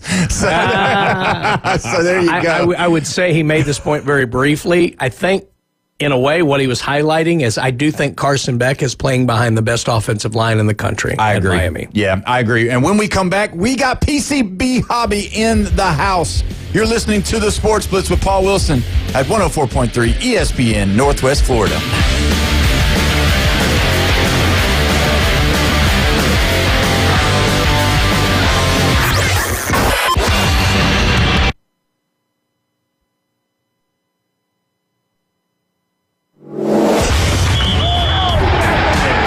Keep the game going with ESPN Northwest Florida.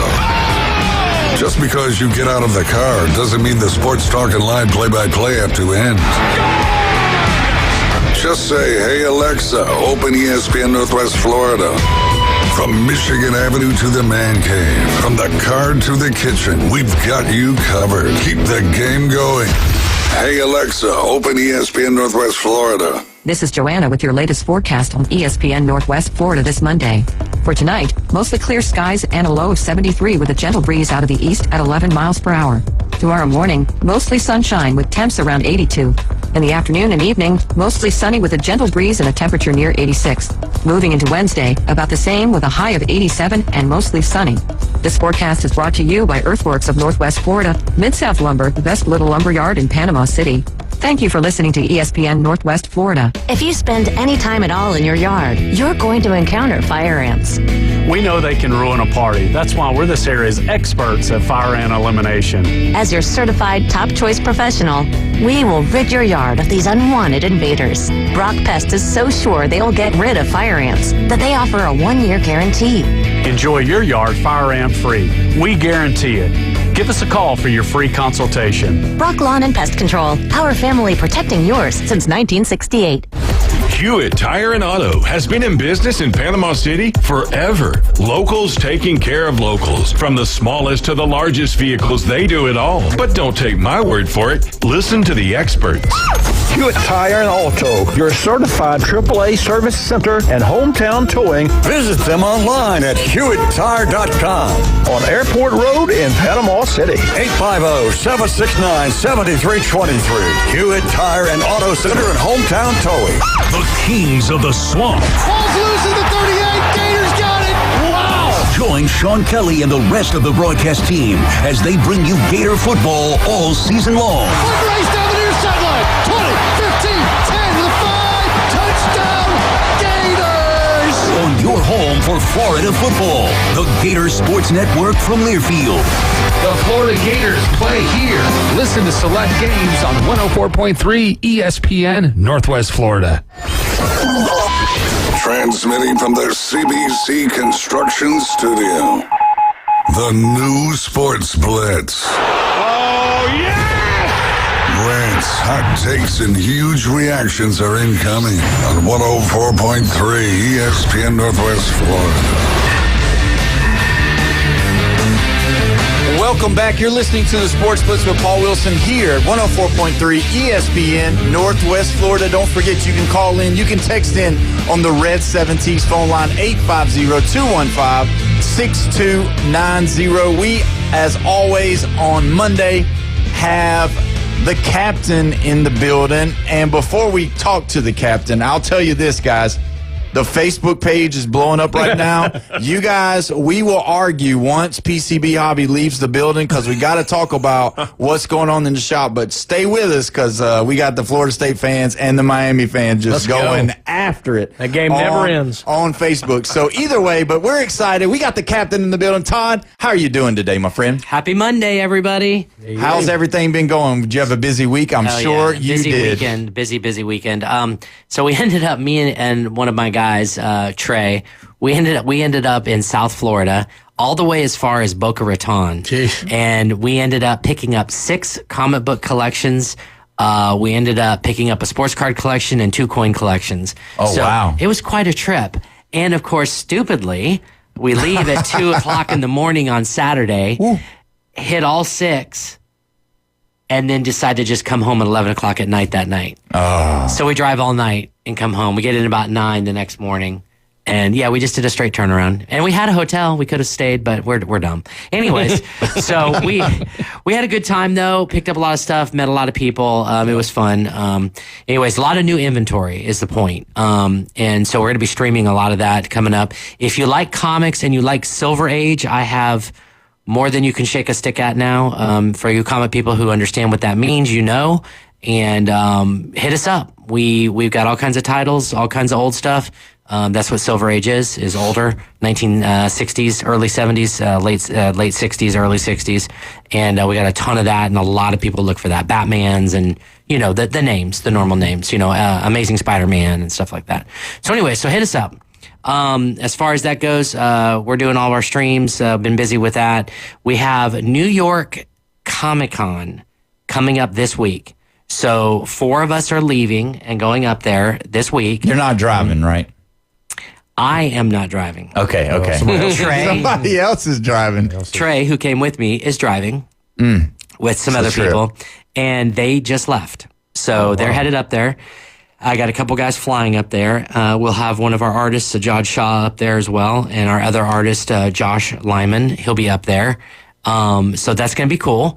A lot of fun. We have tables. We have 2 tables, so we're going to be set up.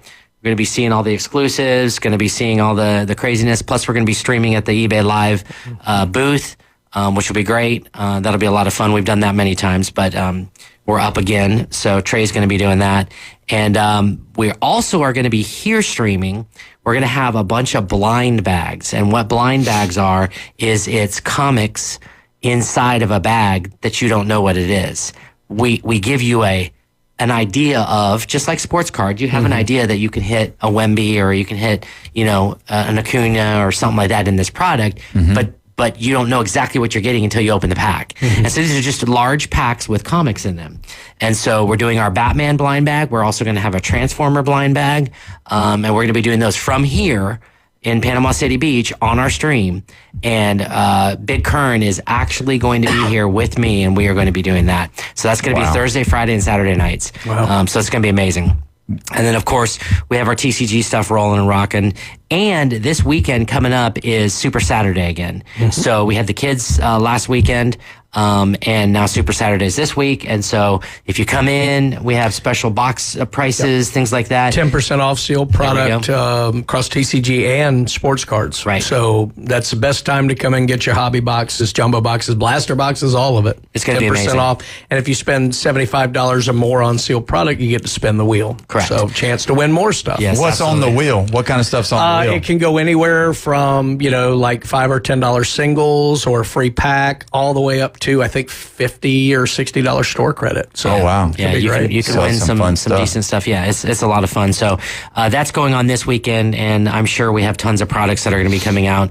We have a new restock of a lot of Pokemon stuff on our stream. So if you guys are looking for certain things, we probably have it. And we have lots of shows coming up, a lot of things going on.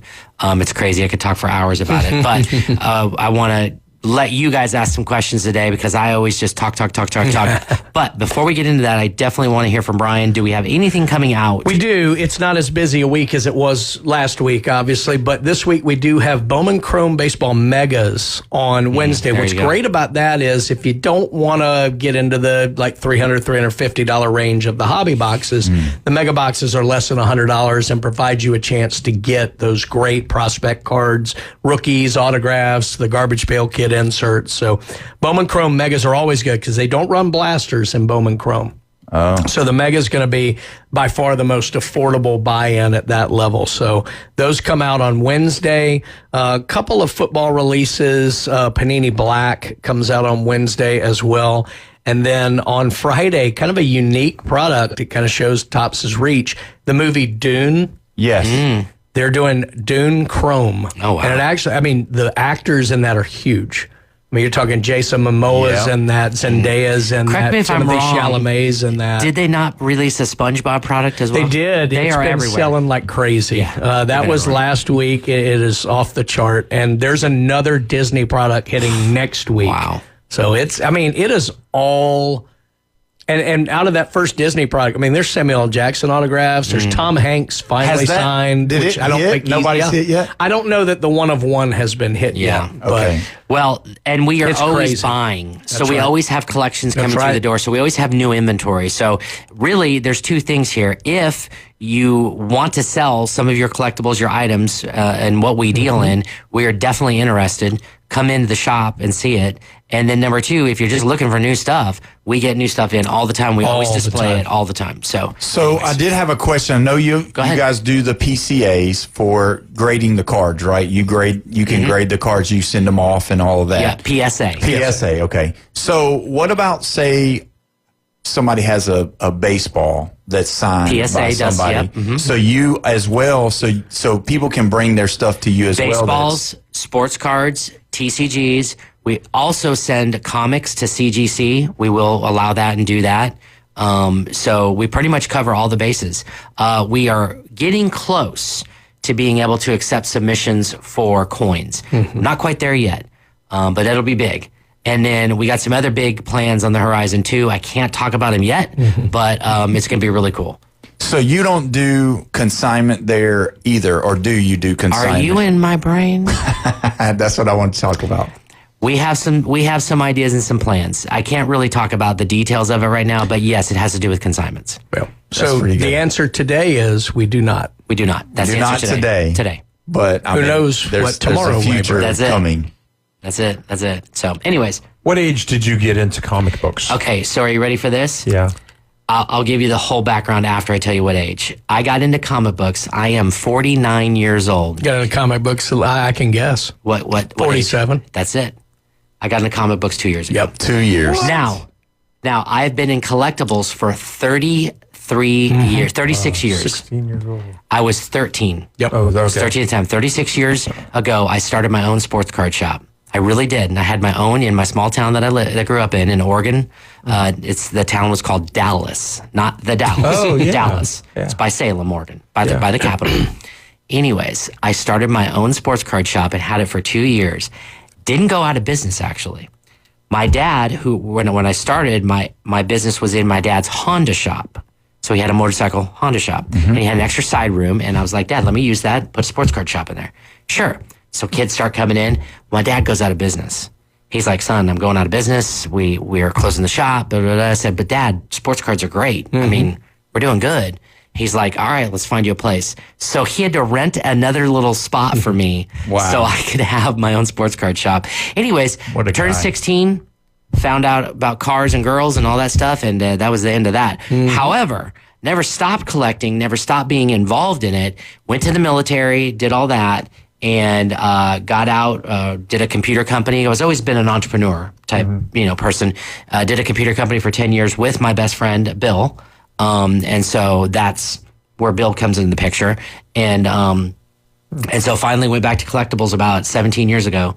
That was my dream, to own my collectible shop again. And so I did that in Spanish Fort, Alabama for 15 years, had business partners there, and then moved over here and started a new one. And here we go. Bill and I got the team back together and have been rocking it ever since. So New York Comic Con, is it like the event? Second. There's two. It's a second. No, I'm saying as far as like it's big. It's the second. Okay. San Diego Comic Con is the biggest. San Diego, because they've been doing it forever, and then New York Comic Con is secondary to that. But I wouldn't really call it secondary. I mean, it's huge, massive. It's in the Javits Center. It's a big deal. Yeah. Big So deal. Vegas and LA both have pretty big ones too. LA does have one, not as great as people have been saying. The Vegas one's WonderCon. It's okay. Actually, Chicago and Orlando are the next two. C2E2 is in Chicago, and then MegaCon is in Orlando. So in the Southeast, Tampa and Orlando, or Tampa has a small one. Charlotte has a decent one. Heroes. Okay. Baltimore has one. Yep. Unfortunately, it's a week after New York. We're like, we can't be away for 2 weeks, so we just went ahead and canceled Baltimore, which we love Baltimore. But that's a good buying opportunity for older comics and various things. But we are so stacked right now that we don't even need to. I mean, it's that good right now. So, it's one comic book I'll never forget. I bought when I was really young. Plastic Man. Yes. Oh my gosh. You are never going to believe this. I just got a Plastic Man 21, 1950. 1950, an original Plastic Man 21 graded. It's in like a 6. I mean, that's actually not that high a grade for an older book. It's pretty high, but not that high. And it's actually not that rare. It's a $150 book. But really cool. And then, of course, they had redone it a couple times. And what you're talking about in the 80s, that was its second or volume 2. And so you got a volume 2 one. So that's funny. So this week I ran across something, it was actually last week, where Kyle Riley's most expensive card ever had sold. So in 2021, it was a Bowman Chrome autograph. It sold in 2021 for $1,575. Well, just the other day, it sold for $80,520. That is why my business partner Nathan, in Spanish Fort, which we're still great buddies. We talked on the phone for half an hour the other day, and he put out a post on Facebook and said, "This is why you keep your base and your parallel Bowman Chrome," because he put an article out there of someone who was hot, and you would have had to have bought the product 3 years ago. And like you just said, 2021. You sit on that stuff and just sit. It's called prospecting. Not to be funny, because they are called prospects, but the actual act of saving these is called prospecting. You wait and see what happens with these guys over the 5-6 years. And then within that 5 or 6 years, usually something will happen where you can go back and say, okay, I have that one. Oh, yeah, I have 2 of those. Oh, I have a parallel. You keep everybody. But you keep everybody because you never know. Even the new one, so this new product. Now, when we say keep everyone, I mean, to an extent. people who are veterans, you don't need to keep their base cards. Right, I mean, yes, the rookies for that year. The prospects for that year. That's the ones you want to keep. Think about it. If you had sat on Topps 2010 Topps Update, was that Trout, right? 2010 Topps Update.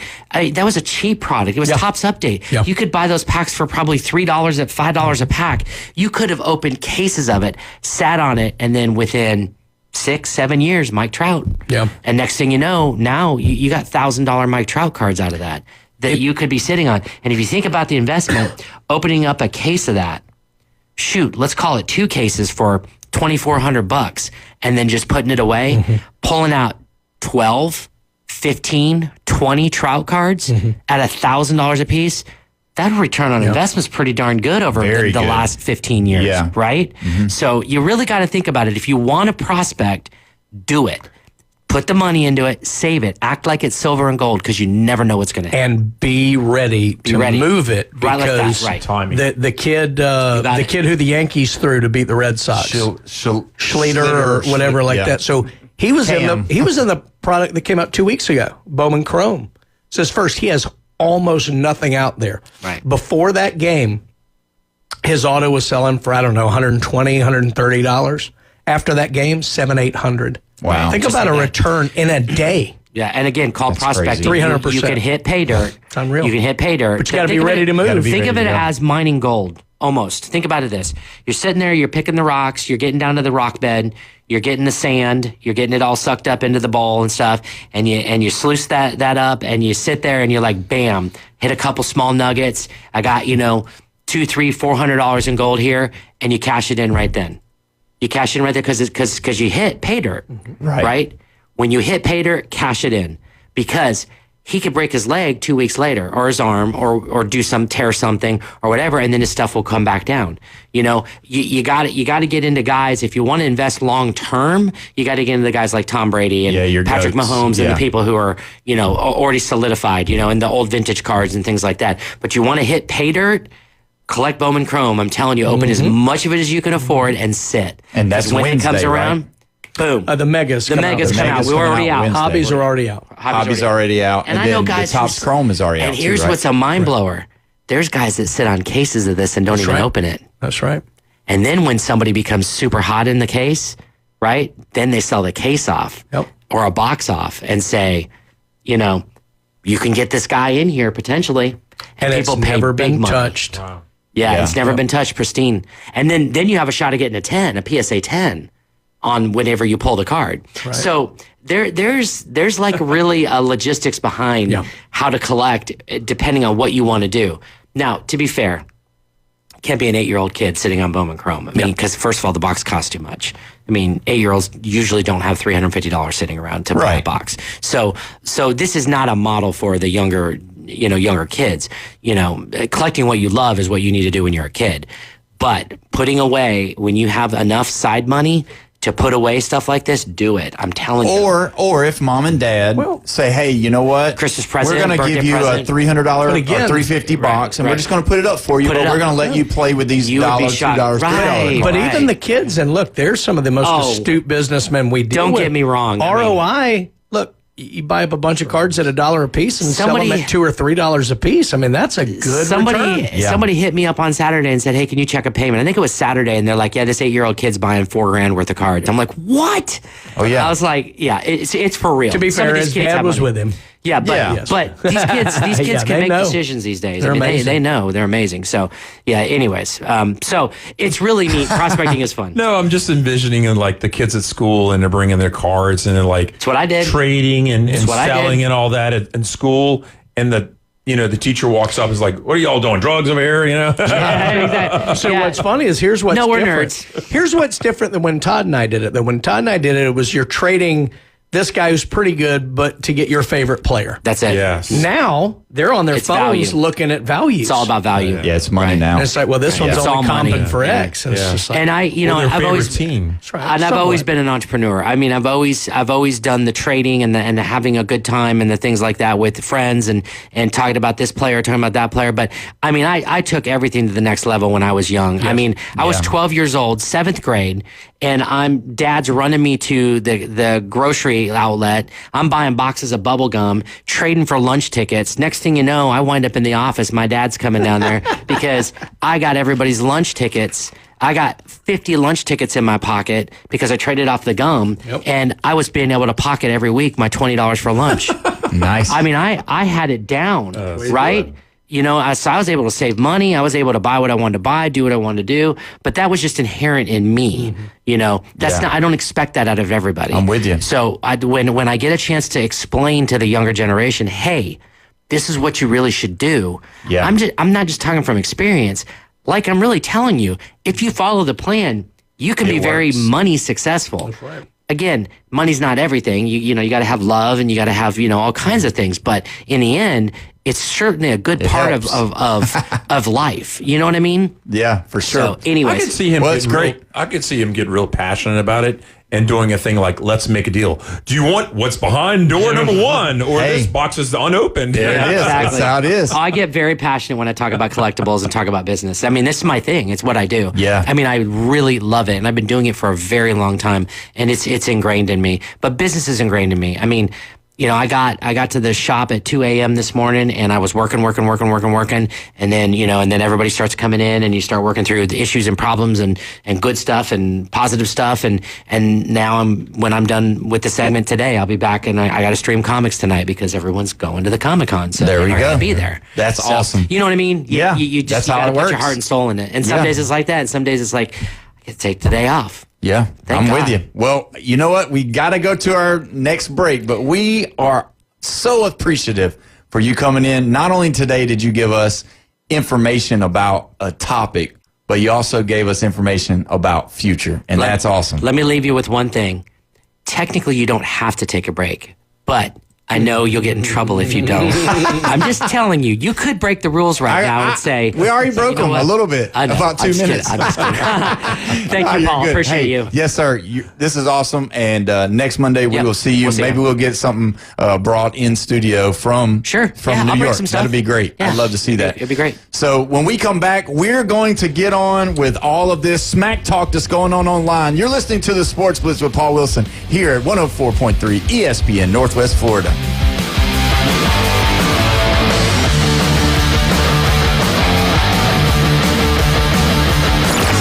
Reach out and smack someone. Call or text now. 850-215-6290. The Red 70s Studio Line. Your home for the NFL. ESPN Northwest Florida.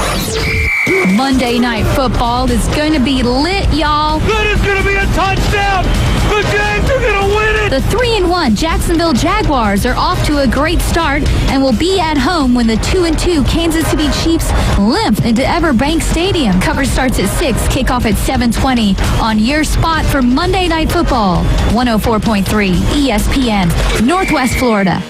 Reliable Copy Products is proud to be the exclusive dealer in Northwest Florida for Kyocera office equipment. Reliable Copy Products has been committed to providing professional, personalized service for the last 35 years. They understand that the right equipment does not always fall within today's budget requirements, so they offer several options for the equipment you need today for the growth you expect tomorrow. Call James Smothers at 784-6601. 784-6601. Reliable Copy Products on Harrison Avenue, just north of Bay High School. Mid-South Lumber, where they treat you like family. Locally owned and serving the residents of Bay County for over 45 years. See Mid-South Lumber for all of your DIY projects, including windows, doors, siding, lumber, and millwork. Are you building a new home? Bring your contractor in to Mid-South Lumber and meet with a member of their sales team to discuss your framing, siding, windows, and doors. Mid-South Lumber, the biggest little lumber yard in Panama City. 717 West 11th Street. The Kings of the Swamp. Ball's loose at the 38. Gators got it. Wow. Join Sean Kelly and the rest of the broadcast team as they bring you Gator football all season long. One race down the near sideline. 20, 15, 10 to the 5. Touchdown, Gators! On your home for Florida football, the Gator Sports Network from Learfield. The Florida Gators play here.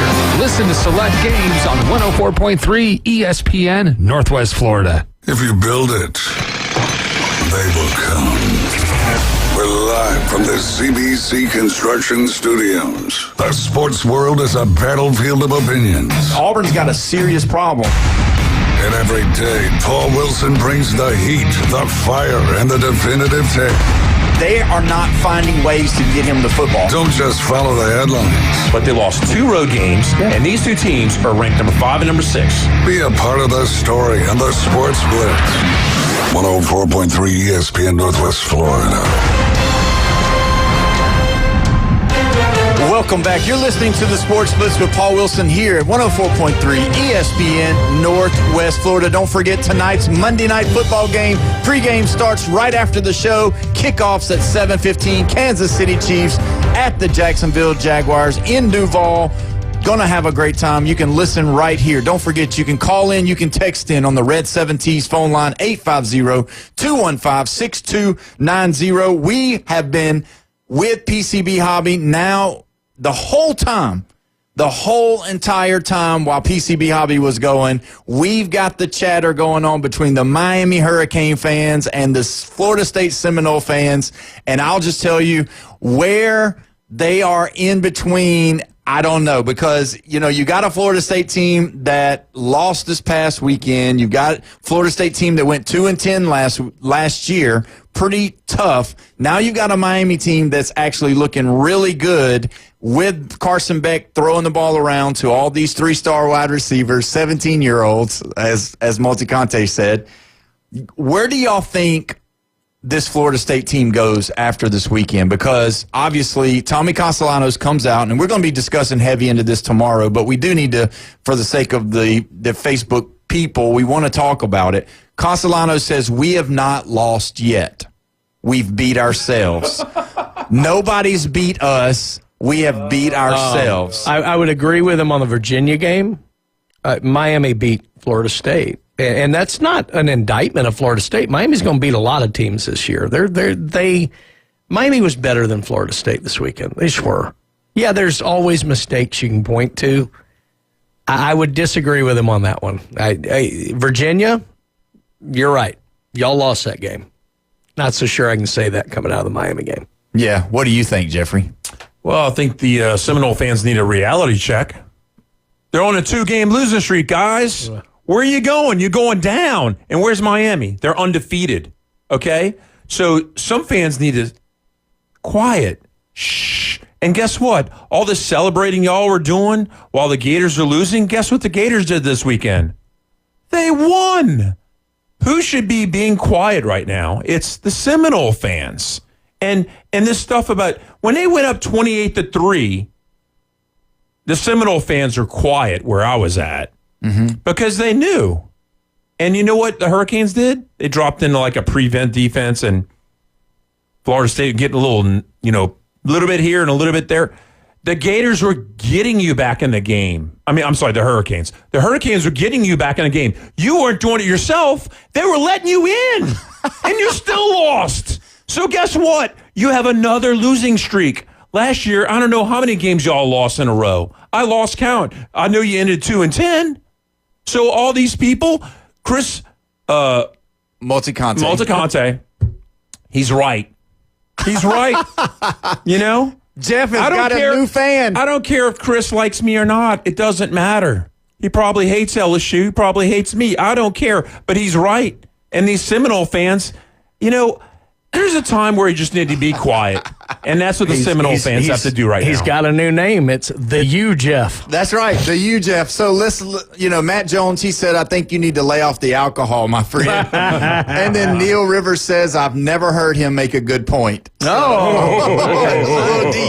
little deep. But Consistency, yeah. And so that's really the big thing. James, what you got, buddy? So while we were on the phone, or while we were here with PCB Hobby, Ted called us back, and he said, well, Hurricanes fans are like cicadas. They come out every 7 years, make a bunch of noise, and then return to the holes that they came from. Oh, man. Well, I'll tell you this. Now, I will say this.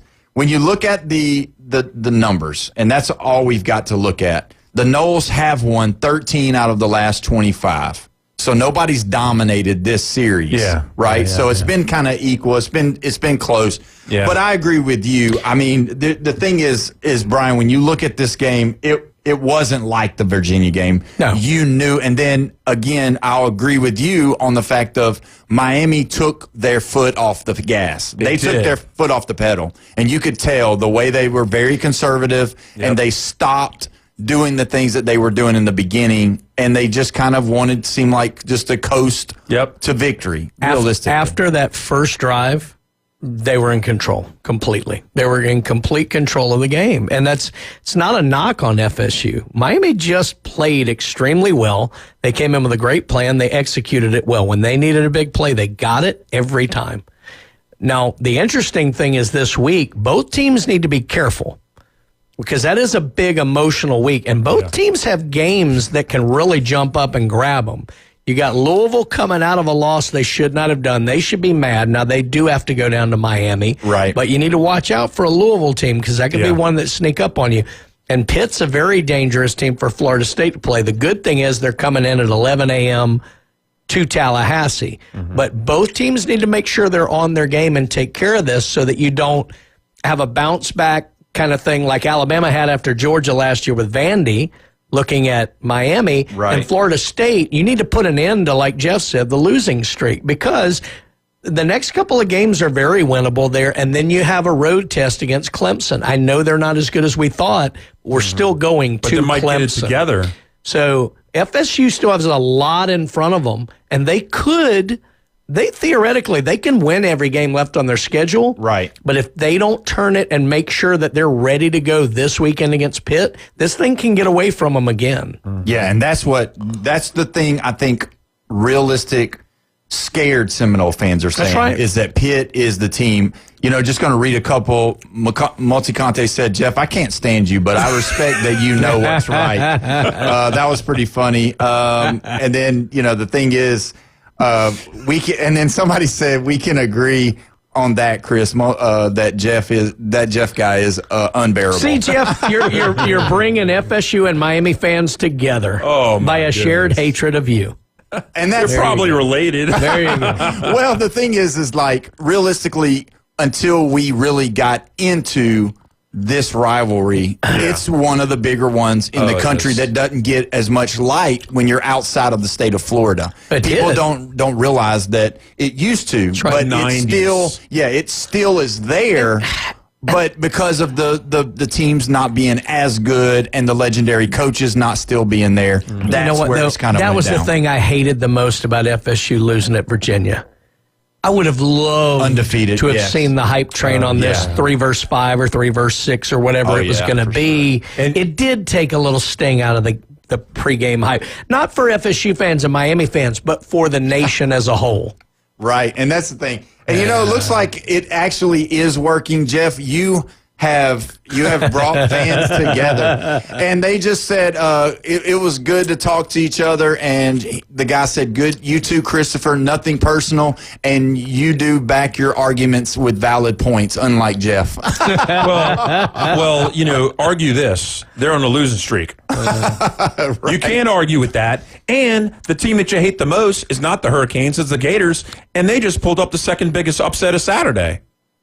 You know what? So celebrate now. You know what? Can't. What I never thought I would say again in my lifetime. You know who is currently leading the ACC right now? Virginia. Wow.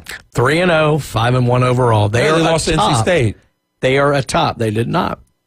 Their loss was not a conference. And wait, according to ESPN. State? Oh, they got it wrong then. Oh, no, they did get it wrong. You're 35-31, they lost. ESPN, you stink. Yeah, well, we got one more caller before we have to go. We only have about 2 minutes left. Are you there, Eddie? Go try to. Hey, I've been listening to my people back home in Detroit. That's why about the baseball, how the Tigers are giving everyone a heart attack and anxiety. But I turned you guys on. I heard Brian dissing Tony Elliott from UVA and their program and all that. So I just got to say, that's my buddy from the Air Force Academy. So go Who's. Tony is the man. Tony Elliott. I just didn't think I'd ever say they were atop the ACC, which they're not. ESPN jacked it up. So Duke is atop the ACC. They're That's even worse. 5-1, aren't they? They're 5-1, aren't they? Yeah.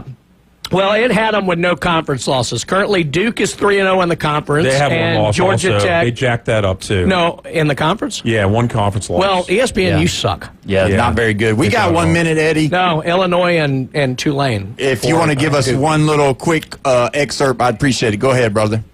Just call it. Go Tigers! They're gonna win in the Copa this weekend, and so my heart, so I don't get put in the Gulf Coast for a heart attack. And I'll be in Wednesday to pick up my cards from.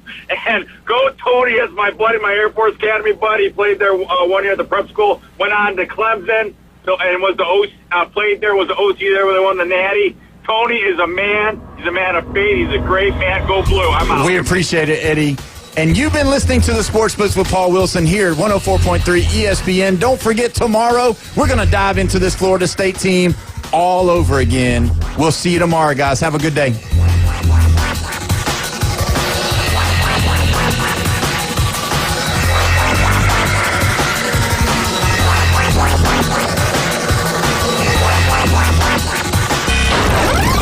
Taking your hot takes, rants, and takedowns.